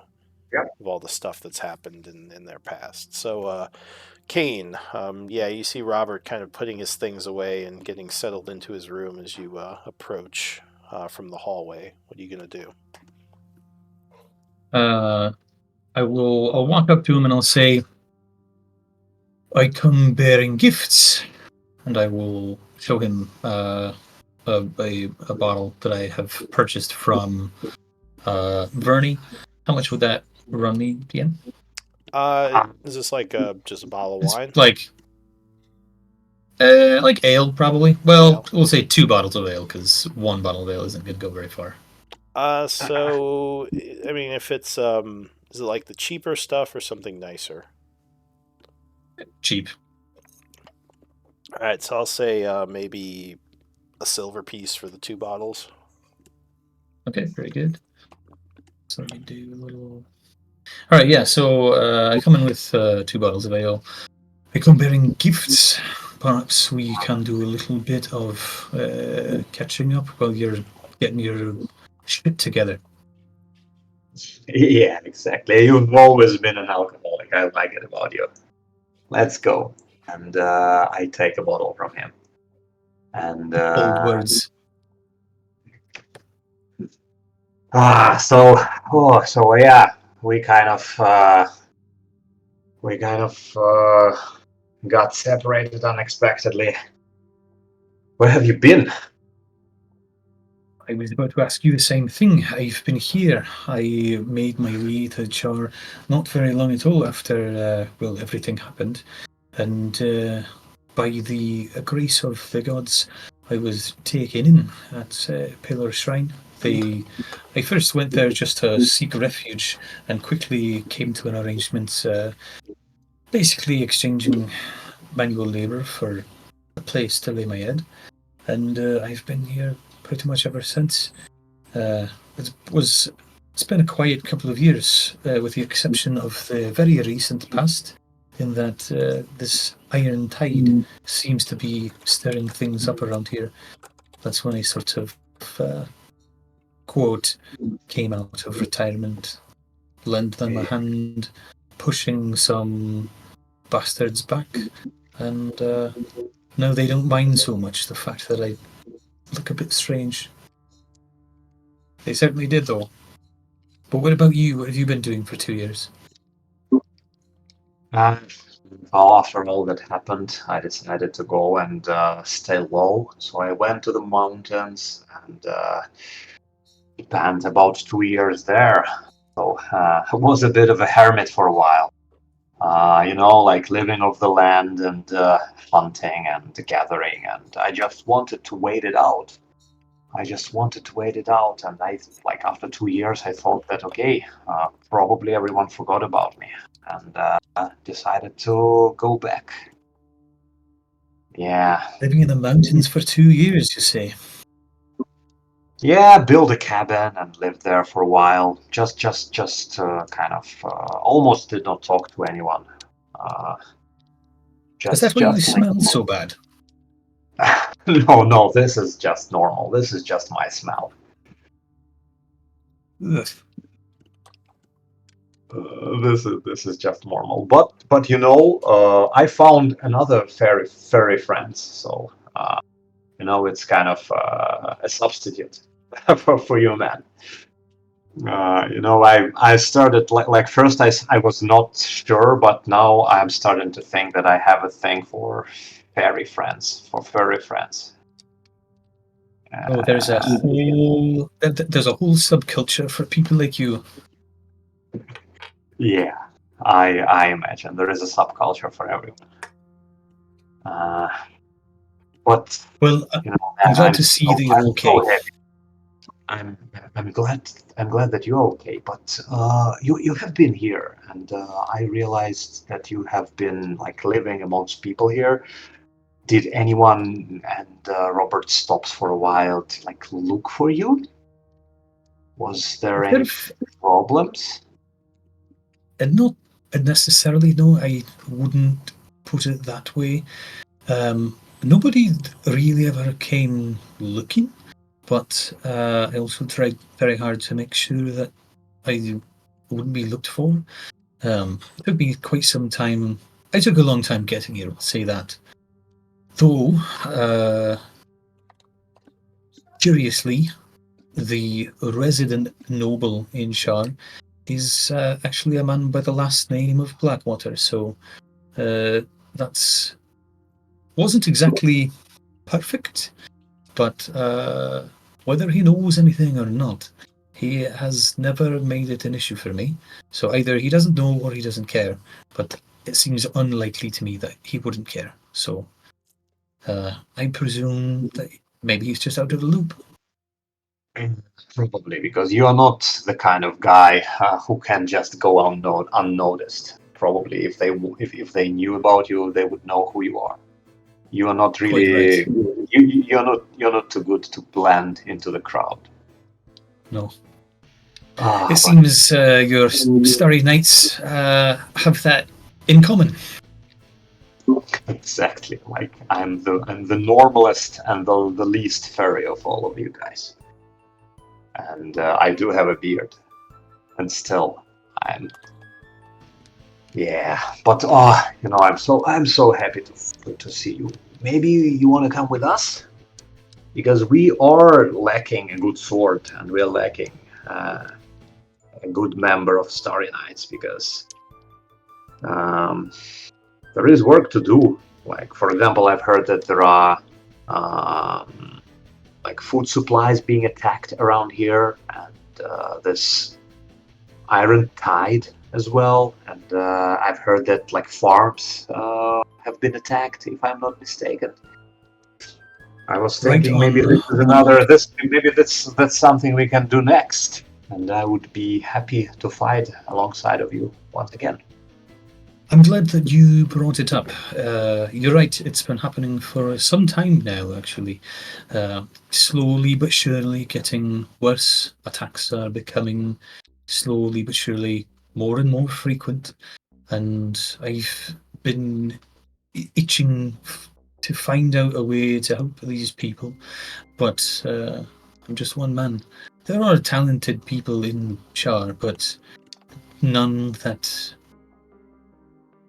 are capable of going up against a whole company, I think. So, it works in both of our favours, I think, that you and your friends are here. Perhaps we can work together to push back this so-called Iron Tide. Yeah, well, so far I don't see why not. They are causing problems to good people of Char, and I would imagine after we talk to Mayor, they would be happy to pay us for that. That's another thing. Like, living in the mountains, I never needed too much money, so much, but here, yeah, like the more the better. The It's more quite the better. without money. I'll cheers to that. And I will cheers and take a big swig. And maybe we will earn for something better than this piss, and I drink beer. Alright, so I'll Maybe say you guys kind of hang out and maybe talk and joke a bit more. But I'm going to shift over to Grinkle. As you're getting set up in your room, I assume you're just going to kind of get ready to go to bed and pass out, right? Yeah. Yep. I guess I'm pretty almost dead. So Yeah. Alright, so as you're getting ready to pass out, there's a knock at your door. And a alright. familiar voice would say, Grinkle, it's Shock. Do you have a moment? I wanted to talk to you. Yeah. 1 second. I just I do my hair, and then I go open the door. Alright, so Shock is there. He says, well, all the food is being taken care of, and things are going well in the market. I was actually getting ready to pass out, so I wanted to come and say hi to all of you. But I wanted to talk to you first. He says, with my job done with the caravan, I am going to be looking for my next gig, and I thought maybe the Starry Knights could use some help. He says, you all did me a great service by finding Mel and bringing her back to me unharmed. And I can't really repay you for that. So maybe I could help you survive a little bit better in this crazy time. He says, it sounds like the town could use our help. He says, it's dangerous, but it could be a good way of getting some gold and helping people. Kind of help you've been hearing. He says, well, the surrounding farmlands have been hit repeatedly by these Iron Tide. Many of them are being looted. Refugees have been fleeing to town. So maybe there's something we can do to push back some of these attacks. He says, I also have a bunch of the men with me. Obviously, they are unemployed now, so maybe they could be of help in keeping track of our possessions and establishing a camp for us to rest safely in, following us around as we do what we need to do. He says, I can manage all that as long as we can keep them paid. Well, I'm not sure about the other knights, but I know that I could use some extra cash, so I'm sure the gentleman will be in as well. Nods. He says, I wasn't sure who is actually the leader of your group, but you seem to be the most articulate, so I thought maybe I'd speak to you. But yeah, so well, we don't like to talk about it, but I wink. he says, oh, well, in any case, yeah, maybe check with your people, see what you think, but I think if I could, I'd like to be of help, and maybe Melody can be of help too. If we can improve things around here, it would be good for everyone, and maybe make some coin while doing it. I agree. Which is great. We'll speak in the morning. Have a good night. All right, sleep tight. All right, so he kind of takes off as you go to bed. Now, Nil, there's a soldier there who has medicine, though he's not great at it. You do think that that Jack requires something more than magical healing just to take care of the wounds he's had. So if you want to help, I'll take a wisdom check from you, since you're not trained in medicine. I'll say you're assisting the soldier there who is trained in medicine, though who isn't great at it. Can I guidance this? Yes, you Allow. can indeed. Say, good roll. Well done. So yeah, you spend some time with Jack. The guy is not the best. Like I said, he's kind of mediocre at this doctoring thing, but kind of using his advice and knowledge, you were able to point some things out that help him immensely. And yeah, you think Jack is going to be okay. You think you've stabilized him. He'll need like several days of rest, but you think he's going to pull through. That's good to hear. Alright, so the group is going to rest the night, I assume, so go ahead and long rest.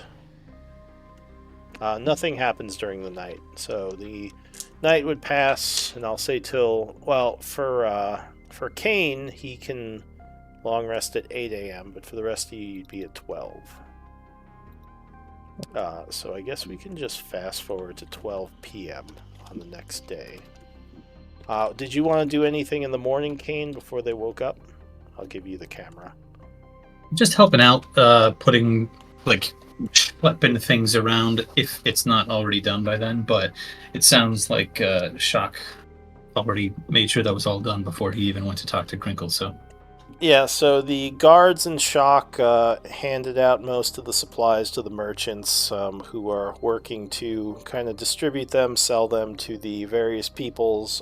Some of the refugees came forward with money provided by the town to help pay for some of the extra food so everyone can eat. The Paler Shrine definitely got what they needed, and they are also kind of administering help to the people because there's a lot of people living in tents in town right now. A lot of the surrounding farmlands were abandoned. right. All right. So yeah, maybe. Well, go ahead.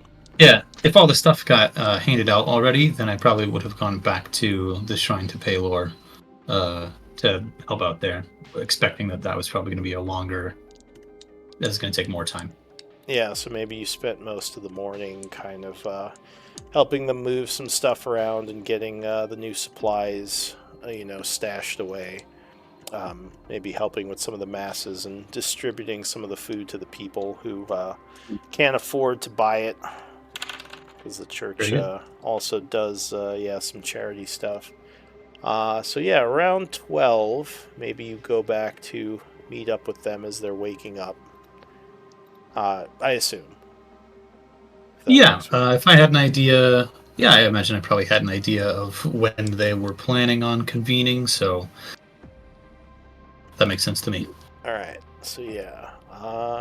But before we do that, it might be a good time to take a break. So we're over halfway. So why don't we do a 10-minute break and meet back in a little bit?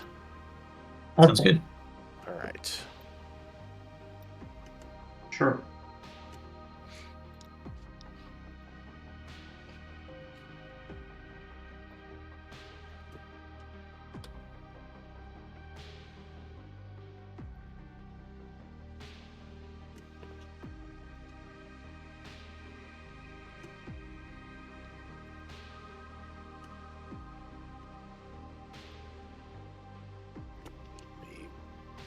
Give Kane.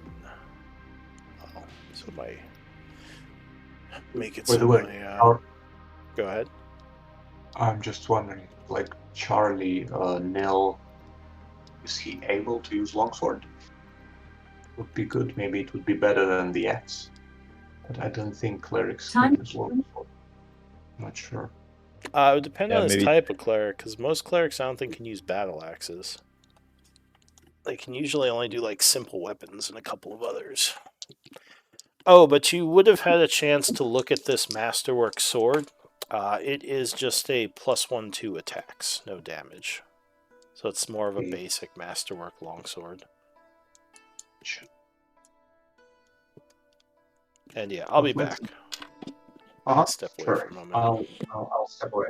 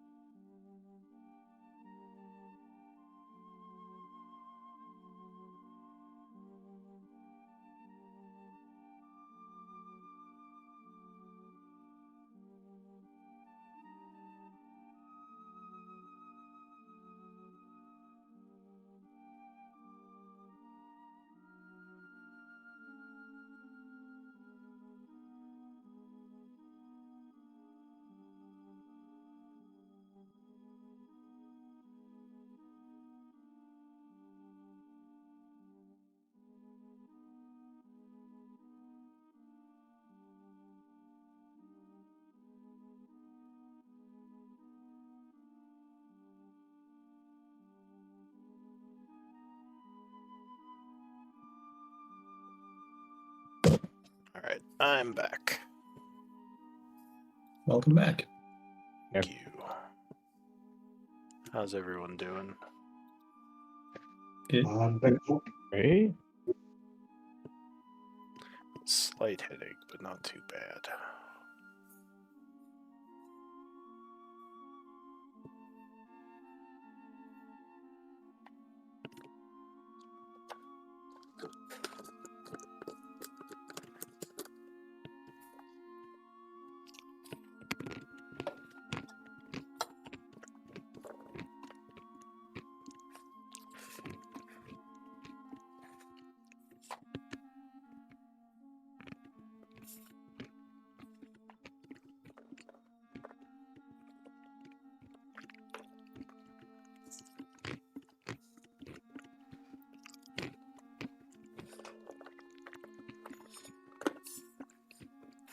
So how have you been, Ian?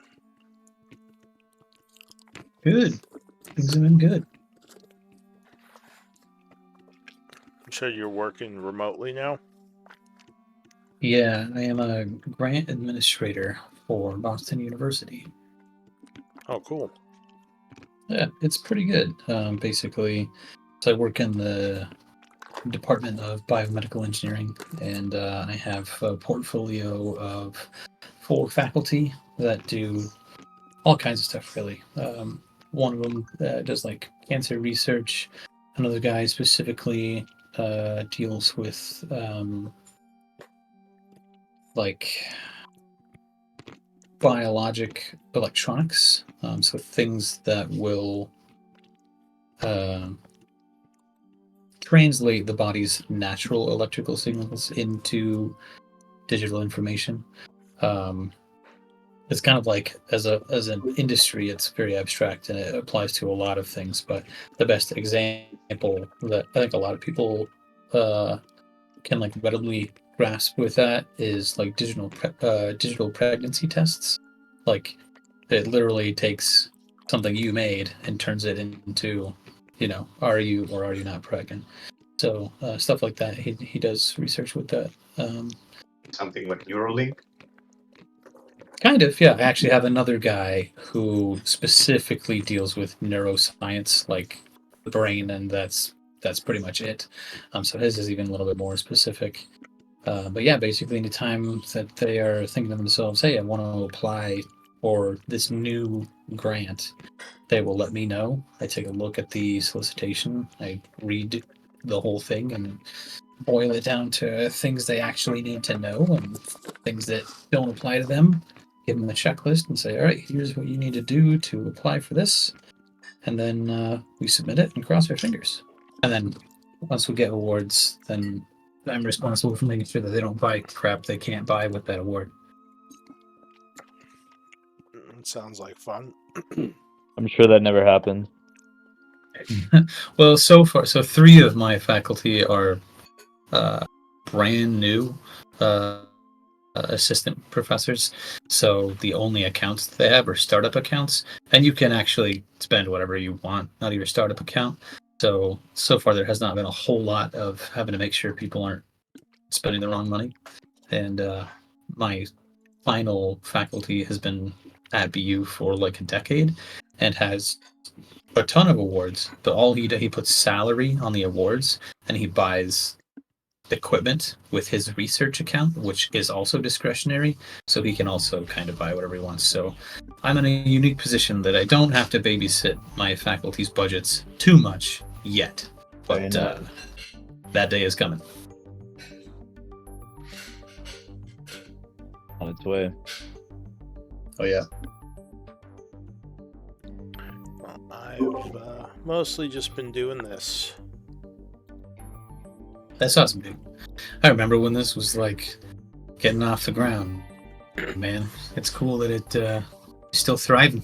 I dig it. Yeah, no, it's been going pretty well for the most part. I am looking for new ways of finding players. Definitely has slowed down because a lot more people are doing it, and when COVID ended, a lot less people are inside, so it's Yeah, been a little I think challenging. certainly a lot of the people that I play with, even still, have gotten back into playing in person where they can. So there has been, I don't think everybody, but a decent amount of people have gone back to tabletop, which is good and cool. But I'm sure that it has affected you somewhat. Yeah, like I said, it just is a little can be a little harder to find new people, at least in the places I used to find them, and yeah, it just seems like a lot more people are doing what I do, so there's more. There's there's not the huge waiting list that I used to have of people wanting to get in, but I'm going to try Right. advertising soon, so I'm hoping that helps out too. I would actually if you're recommend you trying Stars Playing just as a place to find people. They it worked pretty well for me when I was looking. So I have found a couple of games there, so it's quite active. So I think you could find people there. Which place? Start playing the Oh, Yeah, they're a little bit weird about using them to recruit, though. I've definitely considered start playing. In the beginning, I didn't really need to go through them because I kind of had my own thing. But they don't like you recruiting people and then mixing them with your own people. Like, they want you to kind of make whole tables based off of their start playing people. So that's the only thing. But I definitely want to try that and see what I can get going. That just could open the whole new area of where to look for you. Yeah, I could bring in some more clientele. Like some people, Yeah. start playing might want to hop over on some of my games. Through start playing. I don't know. It's definitely more of a thing now. But is everyone back? Let's see. Yes. Okay. Awesome. All right. So, as I said, the next day around 12 o'clock, the group is sort of coming out of their long rest, feeling better, feeling rested. You, I'm guessing, would kind of be moving down to the bar, having some lunch, hanging out at a table. There's a couple of people here that would be trying to talk to you guys. And I'll say, Kane, you probably got there too to say hi in the morning, right? Mhm. So yeah, there's some people from Char who've been trying to interact with the group and basically find out more about you, what you're doing here. Do you want to interact with them or kind of keep to yourselves? Sprinkle I will. would be happy to Charismatic. talk and try to kind of raise the word about the Starry Nights. All right, so you're kind of interacting and trying to be friendly and talk with people. Give me up to 2 persuasion checks from the group for these interactions. So up to 2 of you can make a roll. I will. Me, preferably. Oh my god. Hmm. Oh my god. You just you just smudge them in paint. Crinkles just Isn't splashing what they paint wanted? and getting people a little annoyed. But Nil, Nil, you're kind of interacting with people, talking to them to Lil. They're definitely intimidated by you, as you're a huge bear man. But they seem to be more comfortable after they get to know you a little bit. I'll assume you're telling them maybe a little bit about the fight and where you came from and everything that's happened. So yeah, what does the group want to do? I was thinking to actually go see the mayor because there are a couple of things we could do first. We could agree if they needed help with farms being attacked and discuss the price. And second, I do have like 11 great axes I want to sell to someone. Yeah, they look pretty heavy. Do you want us to carry them or? Yeah, Got 'em. like I would be happy if someone could help me, but we could also just tell them when they're at those carts. So if they agree, we can just ask them to send people to grab them. So we do have 2 longbows and 11 great axes. I was thinking we just try to sell them to the city. Sure. So you are kind of trying to go to the town hall and make a contact. Like this is my first thought, but maybe you guys have something to do here. I don't know. I don't want I guess to. I'd just let you guys know that Shaw, I don't know if he's here right now, but that he'd help us out. He came to me last night. I don't know why me, no reason in particular, he said, but yeah. Said he's gonna help us help the town. Oh, that's So cool. you sort of tell them about your conversation with Shock. Yeah. Okay. Yeah, he's not here right now, but you've seen some of the soldiers staying at the inns. You're not sure where Shock is at the moment.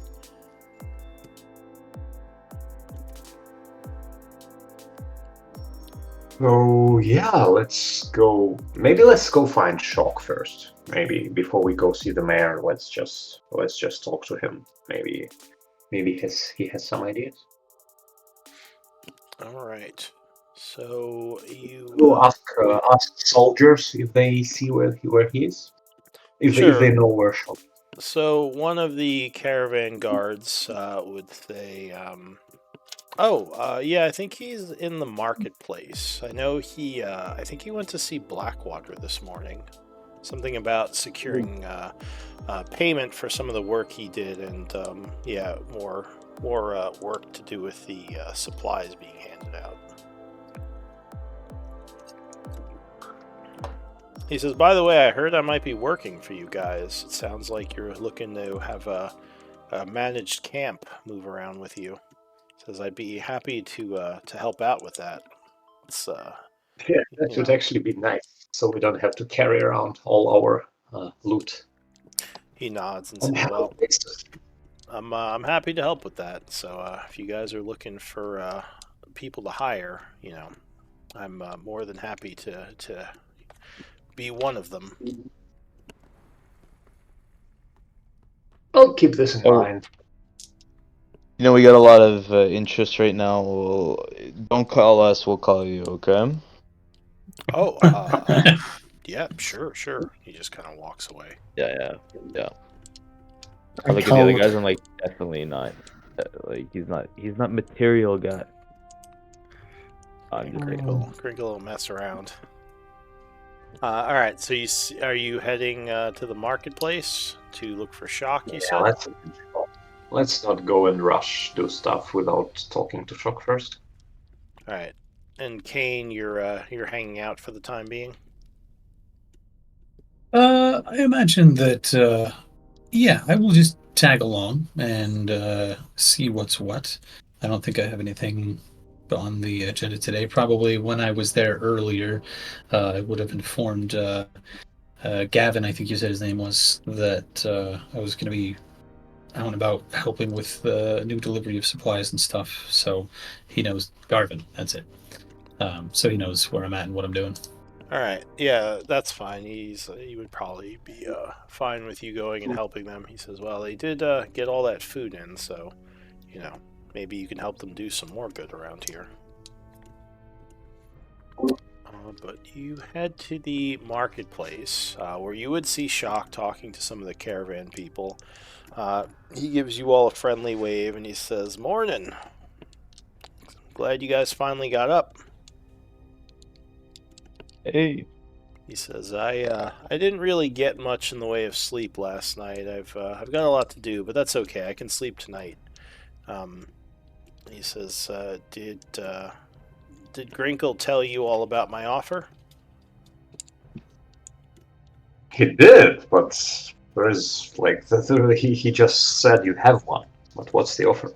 Oh, well, he says, since you guys are probably going to be going around doing important stuff, you might need a secure place to, camp in the evenings, especially if we're going to be outside the town. He says, the guards and I can help defend, a safe point to keep our stuff and watch over our camps.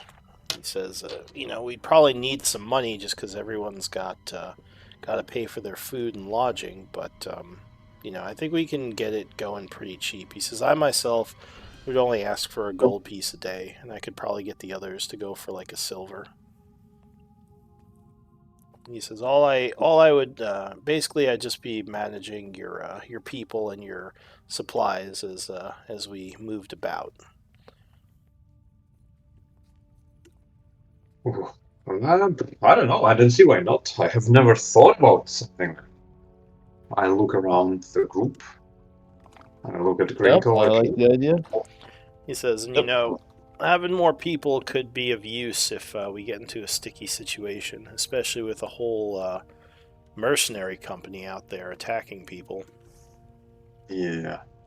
So What's that? But this could be good. You could help us from time to time, like to sell loot, for example. says, yeah, Would sure. you be able to do that? Well, the market's not doing great right now. I mean, obviously, the town has been suffering. We're just thinking long term. Like it will probably recover eventually. He says, "Oh yeah, I'm sure, especially if we're helping out. The government might be willing to buy some of your arms. I could go talk to the mayor and try to secure some gold for you." That's actually a good start. Because I was thinking to go myself, but you probably know her best. All right, so I'm gonna add shock to your camp. I have to go see how many of the soldiers survive so I can add them to your camp. I want to say, hang on, let me go check the map. How many survived? Would Melody be with you, by the way? He says, Mel? Oh, yeah, I can see if, I mean, she could be of use to the camp. She's a great healer. I know right now she's kind of busy with the town. She's been wanting to, help out some of the survivors.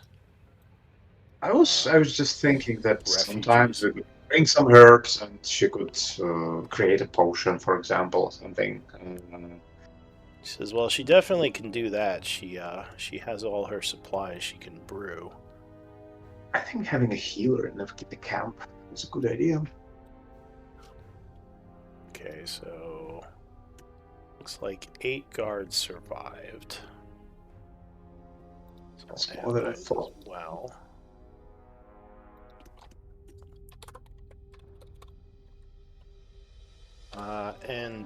He says, and I'll get some laborers because we'll need people to carry some of our things, obviously. But yeah, it's what I assume you want me to sell that stuff we got from the hobgoblins. I look around. Anyone The anyone orcs. needs anything? We have. Let me take a look at that. We have 11 great swords and 2 longbows. Anyone needs anything, or are we good selling it? He says, Yeah, let's It just was- sell it. I'll go speak with the barracks and see what I can get for him. And I'll just say that he is able to get 30% book price for that stuff. So you can just take 30% book price for those items in gold. Okay. It'll take a few hours, but yeah, I'll say he goes and does that. He says, I know there's been some talk of the surrounding areas being, under attack by the Iron Tide, so that might be something we can look into. I don't know much about it. I've just heard some stories from the locals, and he looks to Kane. He says, apparently this guy's been pretty involved in some of the fighting. Good to see you, Shock. Glad that you're back. I've been involved here and there, a couple of skirmishes, mostly the ones that got far too close to the walls. They're quite tenacious. This Iron Tide tend to do quite well tactically. They're very well organized. They're unfortunately not nearly sloppy enough to count on them making mistakes. You just have to be better. So Says, it'll be a tough goal. any idea what they've been why they've been attacking the town? Not especially. Unfortunately, none of the conflicts have resulted in much conversation one way or the other. They have a vested interest in, well, primarily trying to get away if it's clear that they're losing, and in the cases where, of course, they've been winning, well, people just didn't make it back. As far as I can tell, they are simply looking to cripple the economy. Well, there have been a couple of places that they have been had their eye out for stuff beyond provisions.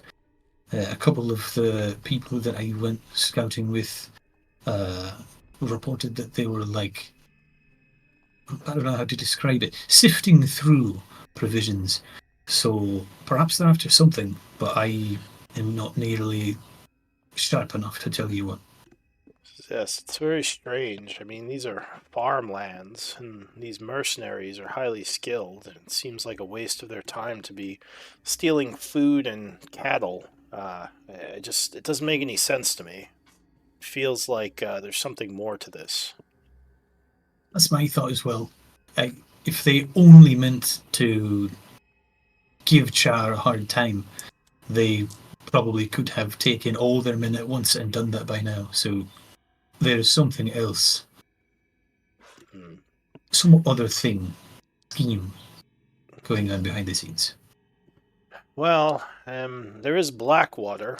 He's not the biggest fan of mine, but maybe you all will have more luck. He's definitely the richest person in town. So if you are looking for funding, maybe he's the one that you all should speak to. Though, as I said, you might not want to mention my name. Says he's a pretty influential family. He himself is not part of the whole political empire that they've built. More of an outcast. Still pretty well off. He says, other than that, maybe check in with the city, see if the mayor has any information on what's going on. But I'm also kind of in the dark as to where we should start here. You mentioned that you're not a big fan of Blackwater's, or perhaps that he's not a big fan of you. That, as far as I can tell, Shock, you're a stand-up guy. So I was perhaps hoping that you could illuminate why he doesn't care for you. If he doesn't care for a guy that I think's a good guy, that could be telling. So it's very nice of you, Kane. Give me a persuasion check. Oh, wow. So, Nil, with your passive insight, you can tell Shock is a little uncomfortable talking about this. He hesitates a moment and says, it's, you know, I'd rather not talk about it just now. I'll just say I've had some run-ins with his family in the past, and we're just not on the best terms. And you would get the feeling, I'll say, let me roll. Yeah, Nil, you and Robert get the feeling Shock isn't telling you everything here. And you would probably start to get the feeling, too, that Shock seems hesitant, maybe even embarrassed to talk about this. Well, say no more. If it's not something you want to talk about, I'm not keen to push you. Says, Do you trust him, though? So he says, maybe I'll tell you some more about it later. But he's a noble. I trust him as far as I could throw him, but he's got money, resources, and in this situation, I feel like that's what we need. I see. So, no, don't fully trust him. Don't generally trust nobility in general. But they kind of call the shots, so you gotta deal with them. Fair enough. Thank you, Shock. Says, yeah, of course. I'll be around if you guys want to talk more about the camp. I might hire some laborers, like I said, so it might be a couple more silver a night, but I think it'll be worth it once we get this all spun up. I should have the camp ready by evening. And I'll go sell that stuff for you now. So I'll say he goes and takes your stuff to the barracks. Alright, so it is about 12:30 at this point. Things are quiet in town so far. Nothing, luckily, there's been no attacks or anything. The gate seems to be stable, though you're probably kind of curious as to, again, like why these Irontide are attacking this seemingly out in the middle of nowhere, frontier town. What do you all want Didn't to do? Shock say that we should talk to the mayor about that? Because, like, honestly, I want to go see Blackwater only as a last resort. If we can find it somehow else, I would rather talk to the mayor. Oh, and I'm kind of updating the group quest tab in your party sheet. If you want to add your own stuff, feel free. But I'm going to kind of update some of the quest stuff in there to help give, kind of keep your, give you guys an idea of what's going on. So you have all have access to the party sheet right now, right? If you don't, it's in the it's pinned in the main chat. You just click on the link there to access it. I deleted already the loot from there that Shock sold. And Neil and Crinkle each got 43 gold. Yeah, make sure you guys. Are you talking mention about it. in Awesome. Discord or Roll20? Oh, in Discord, pinned in the main channel, there should be a little a link, and that'll give you access to the Google party Doc? sheet. Yeah. Yeah, I think it's a Google Sheet, but yeah, Google Doc, Google Sheet. Okay. And it has camp info, group quests. I'm not really using the inventory tab as much because I'm kind of phasing it out. I'm going to replace it with a location tab where you can put stuff if it's in a bag of holding at a base, stuff like that. But everything the group has should be carried by someone. So I've been moving away from the group inventory. Gotcha. All right, but anyway, what do you want to do? Well, Robert, I'm inclined to agree. I don't have anything against Blackwater myself, but sort of like Shock said, I don't know that I trust them necessarily, especially if Shock doesn't. So local governance sounds good to me. By the way, I should say to Nil, is it, and Grinkle, Robert and I spoke last night a little bit about perhaps expanding the Starry Nights a little bit, and I wanted to double check with the two of you to see if that is something that you would be interested in. Robert and I go way back. Yes, I can you seem to fit in. That's one way to put it. Another to guard the gentle dark is always welcome. Very good. Appreciate your generosity. All right. He's a good guy, don't worry. He sometimes barks in his sleep, but other than that, he's fine. Everybody barks in their sleep. Mine just sounds better. Yeah, probably. Yeah, let's see. I actually heard many times that local mayor is a she, so that's interesting. Like to meet her. All right. That's correct. And just to let you know, Ian, just kind of like what the game setup is, because all the games kind of have different setups. For PvP, they said no restriction on it, right, guys? Like, if people want a PvP, it's like full go. I think we decided no technical restrictions, so we kind of just don't be an asshole and don't kill each other. But I don't really think it's a good idea to have an actual technical rule against that. Yeah, the default is usually PvP only if it's agreed upon by the two people, for story reasons. But no restrictions, basically. I'm not expecting people to just randomly attack each other. But if someone decides to steal from someone or does something to another party member, it's just you don't have to okay it. It just can happen. Yeah. Okay.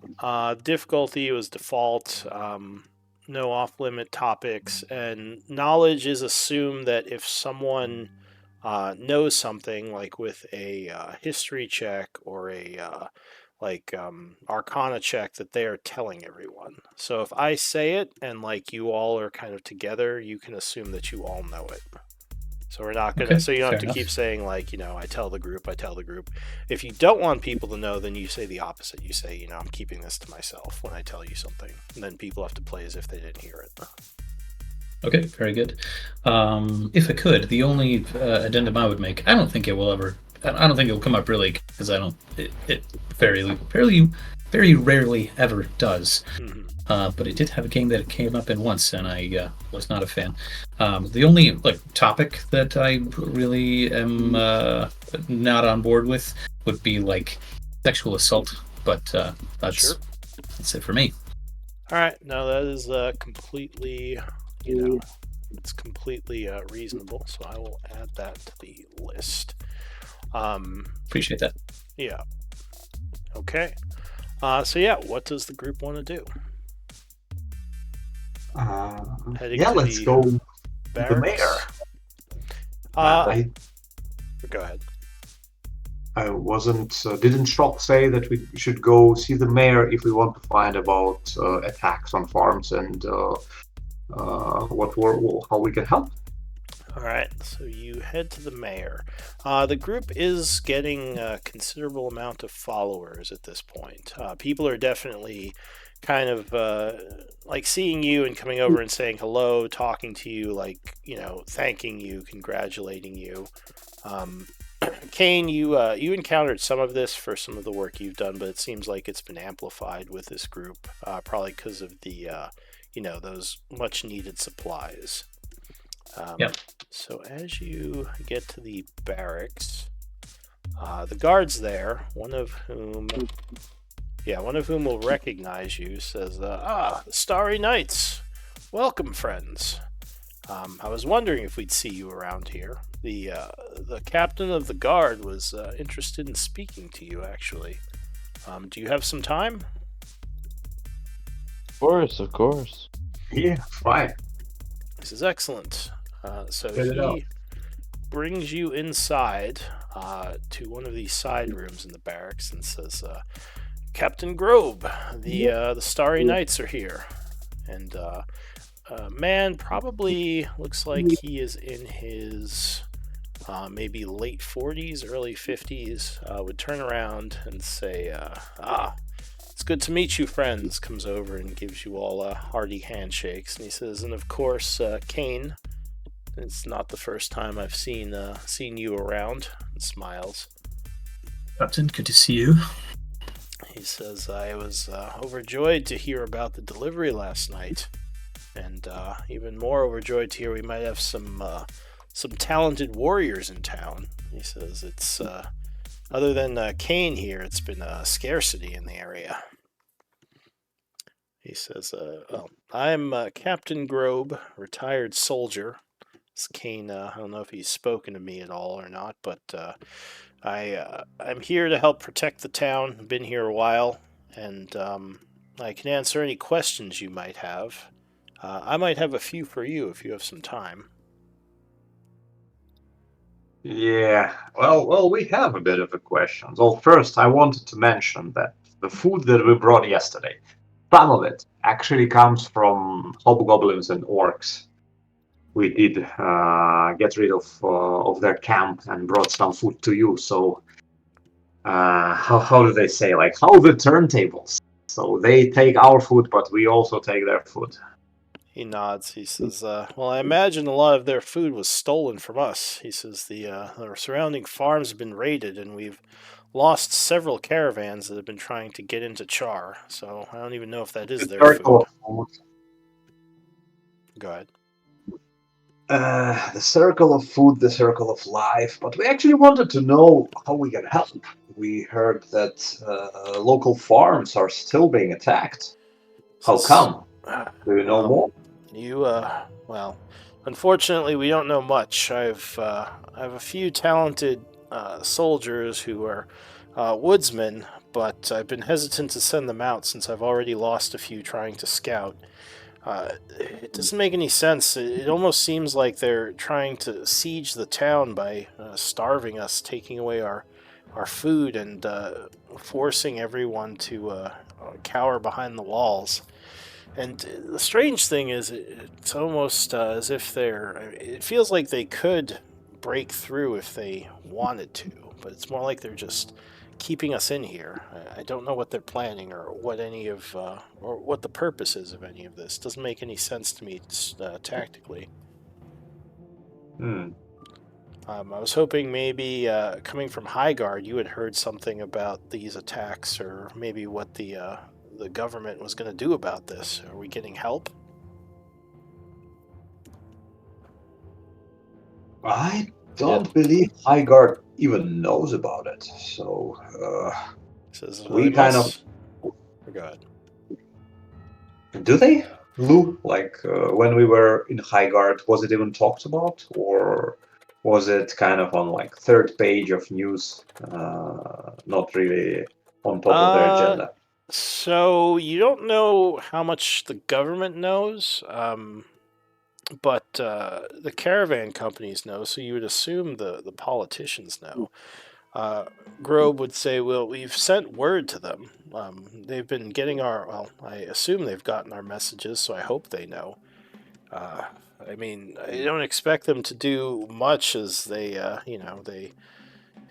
towns a lot of times will fend for themselves, but I was hoping they'd at least send some soldiers, maybe. So far, we've gotten nothing." Yeah. Well, you know how those bureaucrats are.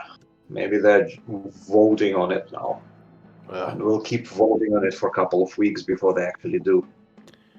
Says yes, the council and their sessions, while the rest of us are out here starving. They're voting on the next whether they'll answer our letter or not.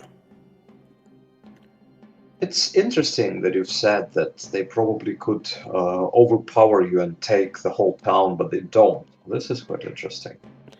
What do you guys think? Why would that be? Why Shrugs. would that be the case? Says, Any ideas? I honestly have no idea. Grobe says I mean, the wooden wall is it would slow them down, but from what information we have gotten, they have large groups of trained soldiers. It wouldn't be too hard for them to overwhelm us, though maybe they don't wish to take any losses and figure they'll just starve us out. That's what I thought. That's actually what I thought. Yeah, maybe they don't have enough to have overwhelming victory, and they just don't want to take any casualties. Says maybe. That speaks to a level of pragmatism that I haven't seen. It's very common amongst orcs. Says, well, these seem like more than common bandits. They seem much more organized. The orcs are more their frontline fighters, but the hobgoblins definitely fight in more organized ranks. Says, Perhaps, yeah. perhaps if they're, you've mentioned that they are a legitimate, well, quote, legitimate mercenary company. If that's true, perhaps perhaps that's not the job. Perhaps they've been given some sort of other directive. Perhaps they're being paid to be here. To attack our town? But So- who would benefit from that? Good question. Good question. This all just seems strange to me. Have they demanded anything? Have we ever talked to them? Like, are there any, like, are they extorting something? Do they need something from the town? Was there any blackmail? Do you know? No demands, none yet. They've been at this for a while. Oh, I do have something though. One of their captains, who fell in battle, we managed to get a symbol of some of the higher ups within their ranks, and he kind of presents a like an armor. It's not an armor patch, but what would that be called? Like when you have on your armor. Insignia? Yeah, like an insignia. Like a He plate? says, "Does Like a plate? Yeah, like a plate that would be like on someone's armor or chainmail." Mhm. He shows it to you. He says, "Does this? Do any of you know anything about this symbol?" And this would be a history check, if anyone has it. Could I DC just would be, I'll say 13. I'll say Does it have military to- background. You guys can make rolls too, because you may have encountered this. No. All right, so Nil. Oh, Kane's like, someone say something? What? So I didn't Nil. fucking read about this. Yeah, what's this thing? You would recognize the symbol Nil as a kind of coat of arms for a mercenary group or war band from the what's it called? From the Nazic Empire, a group known as the Iron Tide, which I think some of you knew from speaking to Melody. She mentioned the exactly. name. But yeah, so now you, I assume, are going to. Well, yeah. So you would recognize it. I'm trying to remember if any of orcs or hobgoblins that we just fought yesterday had those insignias. They did not. None of the soldiers that you killed had those insignias on their armor. Oh, okay. So not even hobgoblins. No, the hobgoblin, at least the ones you fought, did not. Although from what he said, it was more the higher ups who had it. Interesting. Iron Tide. What do we know about them? So Grobe would say, I've never heard of the Iron Tide, but there's so many of those war bands in the Nazic Empire.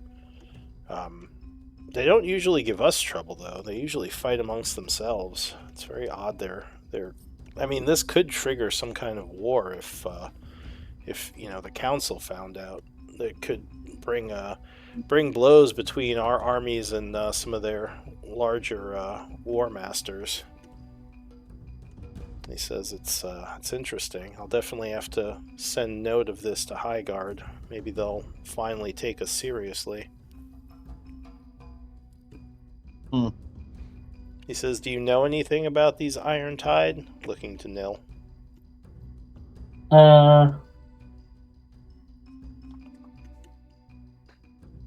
I'll say with your roll of 8 or 19, you would know that their war master is a hobgoblin by the name of Orcard, but you wouldn't know anything about him.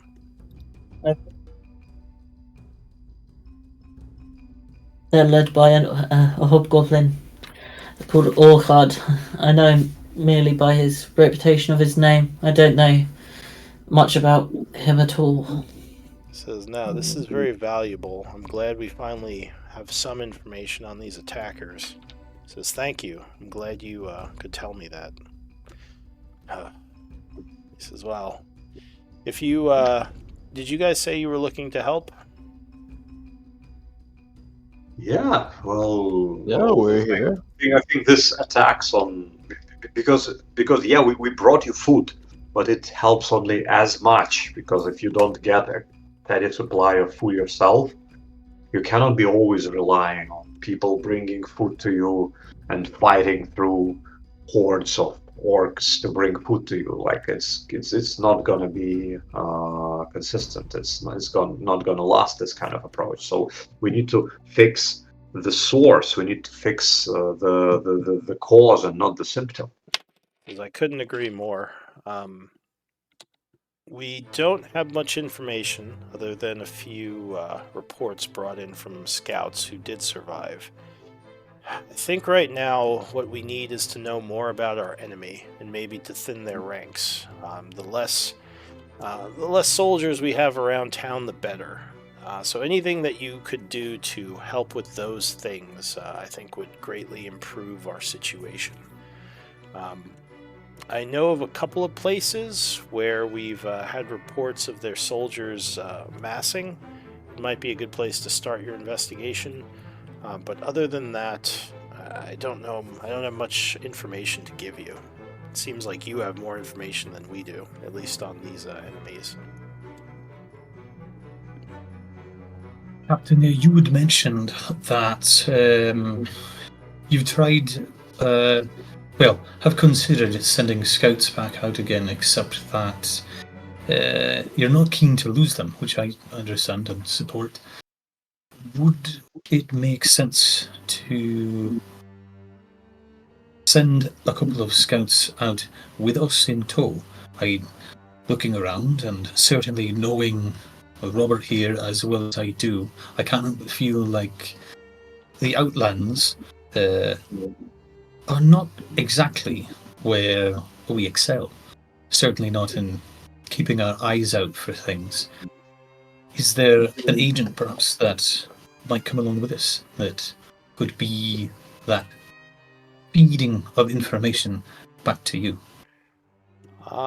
Give me persuasion from up to 2 people in the group who've been talking. Okay. So he thinks, he says, from what I've heard, you're competent fighters. The guards from the caravan have sung your praises, and I've said you know what you're doing. So if you think you can defend my scouts and that they'll be of help to you, I can probably send you 1 or 2. Yeah. He says, We are much more competent fighters than we are scouts. And I kind of dangle the chainmail a little bit. He nods. He says, I can send you some. I'll send you 2 people. That's probably the most I can spare. It would probably be good to have someone with you anyway to keep me, informed of what's going on with your efforts. He says, where are you all staying right now? Maplewood Inn. All right, so he is going to add 2 scouts, which I'll put in your camp. You wouldn't have to pay them. The City of Char will be paying them.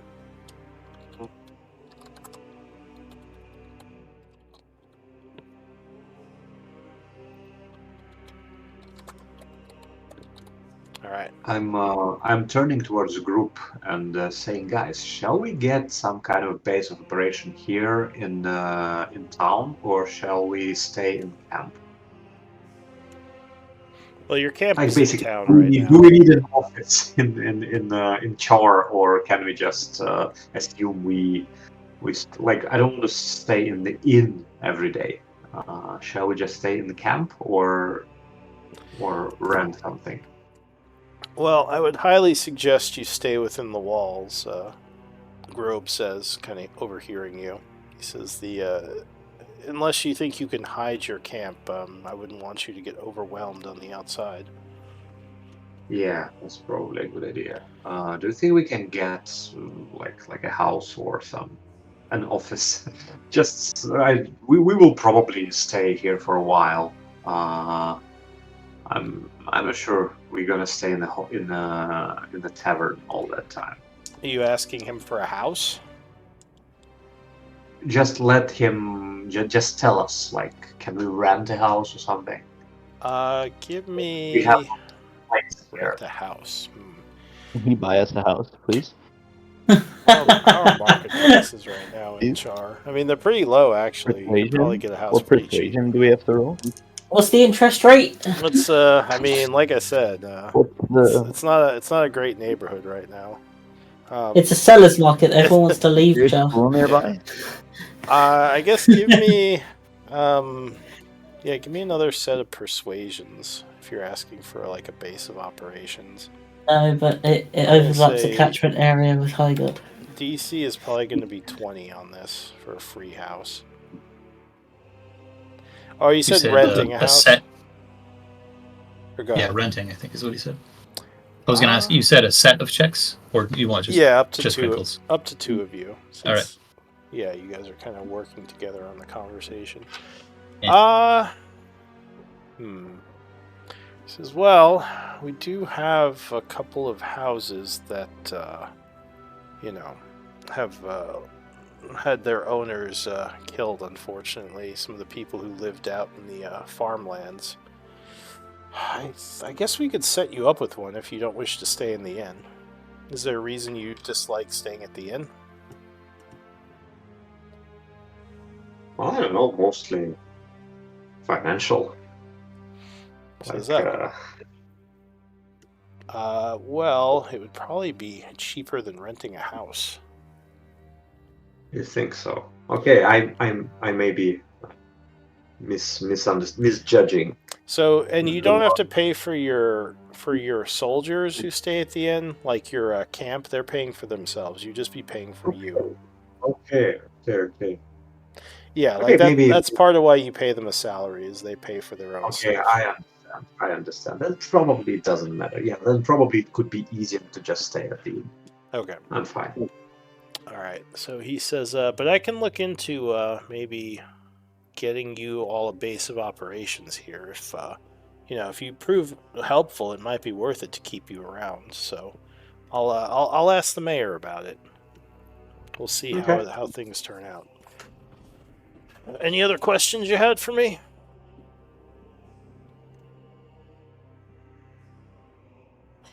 All right. None that I can think of. Well, you all stay safe out there, and yeah, I'll be in touch. Those scouts, yeah, they should be arriving later on in the day. I'll go talk to them. Let us know if What's the plan? We how get things scouts. turn out. So the plan is we get those scouts. We check where the last sightings of those Ironhide or Irontide guys were. We go in that direction and just try to find them and catch them. Would it be correct assessment of our plan? That would be, yes. Yeah, I think that's the long and short of it. Yeah, Fair assessment of our plan. that sounds good. That sounds good. All right. So Shock has hired 10 laborers that can each carry about 100 pounds. So your camp capacity carrying is like 1,000 pounds right now. And that's a gold a day for them, for those 10 guys. Okay. So as you head out of the barracks, a person, fairly well dressed, would walk up and say, "Are you all the Starry Knights?" Yes. Says, "I have a message for you," and he would hand you a letter with a familiar insignia on it. It has the family mark of Blackwater, and I think this is where we're going to end as you get this message. Why don't we do MVP votes?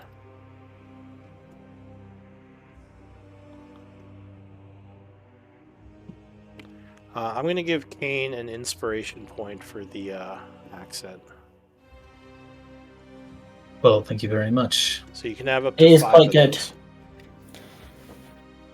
You can have up to 5 inspiration points, 10 story points. You can spend an inspiration point once per short rest to gain advantage. You can spend a story point once per long rest to re-roll a roll. Okay. Yeah. So you start out with the 1 inspiration point, so now you'd have 2. And you also can get one from MVP vote. Okay. So give me... And I gather there's a rotating scribe, is that correct? Yes. Which Okay. today was, I want to say nil. And that's the only way you can get story points is from doing scribe. Or doing outside game stuff that helps with the game, like if you post your character description to the party thing in Discord, you get a story point from that. Perfect. Yeah. I think I have one ready to go. I just was waiting for the reveal first, you know. Yeah, and welcome to the group. Hopefully you enjoyed it. Yeah, it seems like a pretty straightforward assembly, these guys so far. Figure out what we want to do and go do it. So Yes, I can get sir. on board with that. Yeah. It's a refreshing change of pace from most of the games that I play and tend to be like highly analytical. We spend a lot of time evaluating right decisions and wrong decisions, which is also fun. But it's nice to take a more direct approach. There definitely can be more of that, but so far this group has been pretty good at not getting too caught up in that. Yep. Yeah. Oh, and let me get a whisper from you for the MVP when you have a moment. Yep. Do you just do the name, or do you do like a brief description as well? I forget. For the Like for the MVP, like, do you want to know why, or do you just want the person? No, it's just the name. You don't have to give me a reason. Okay. Some people are like, give me a one sentence of why. No, it can be for whatever reason you want. So Robert with 3 votes, you are MVP. Well done. Ooh. Thank you very much. And let me know if any of you have inspiration claims or things you did that go along with your background.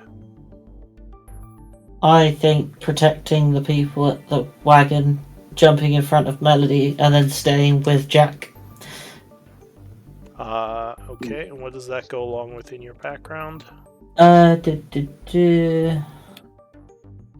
know that forces at work in the world, and I want to create islands apart from them, like sanctuaries, and keep people safe in the darkness. I'll give you a story point, inspiration point for that. Yeah.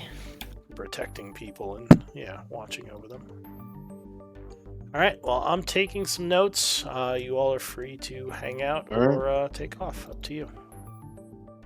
Perfect. And that exchange that just happened there, it looks like basically anytime as a player, I feel like I've done something that aligns with traits, ideals, bonds, and flaws, I can exactly request. Okay. Usually I'll only give up to 1 per session for those claims. Sometimes, depending on how severe you were doing for a background thing, I might give 2. But yeah. So if you have something that you think per person or across the whole party, just the 1? Per person. Per person. Okay. Yeah. Good enough. Yeah. I'm looking at what I have, and I think I probably miscalculated something. There is no way I can have 4 story points, right? Because 1 you get by default. Once I was a scribe, and once I posted. Well, you don't get a story point by default. You get an inspiration point by default. Story point, you get 1 from doing your party description. You get them from doing scribe. Okay, so we don't get 1 story point at the beginning, only inspiration. Okay. Yeah, you just get the 1 inspiration at the beginning. Okay, understood. I probably accidentally added. No, because then you also get 1 before we came up with a name. That's true. You did name the group, which usually, once you get your name down, that is another story point for the whole group. So yeah, you would have an extra 1. That would be 3 then if you did. 3. And you would get 1 from that as well, Ian, if you're still here.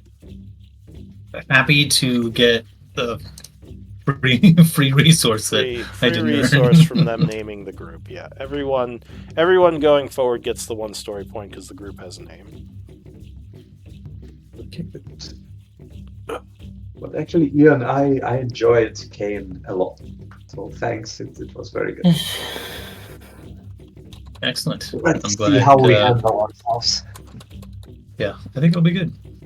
But I think today I'm up to 4. Yeah.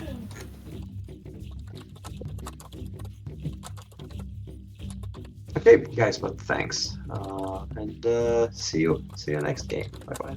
Yeah. Sounds good. See you. Okay, so story points. Yeah, I used to just have the 1 resource, but now I split them up into 2. Story points have more power because you can do other things with them as well, but they're harder to get. And inspiration points are, just more they're much easier to get, and you can just use them more freely. Okay. I see story points are rerolls, respecs, retirement, as well as backstory elements, story weaves, and whole side quests. Yeah, exactly. Is that right? Okay. You can kind of inspiration is just regular rules is written inspiration, or do you Yeah, pretty much, except you can have up to 5 of them stored. You can have up to 5. And do you do preemptive inspiration or reactive inspiration? like advantage as opposed to lucky? Yeah, no, it'd be you'd have to use it before the roll, just like Okay. normal inspiration. It would be preemptive. Okay. Okay. Yeah. Yeah, and yeah, like I said, you have up to 5 of those and up to 10 of the story points. Okay. You can also use story points. We've recently kind of let people bring in some house rules as long as I feel like they're, not overpowered or unbalanced. Perfect crits.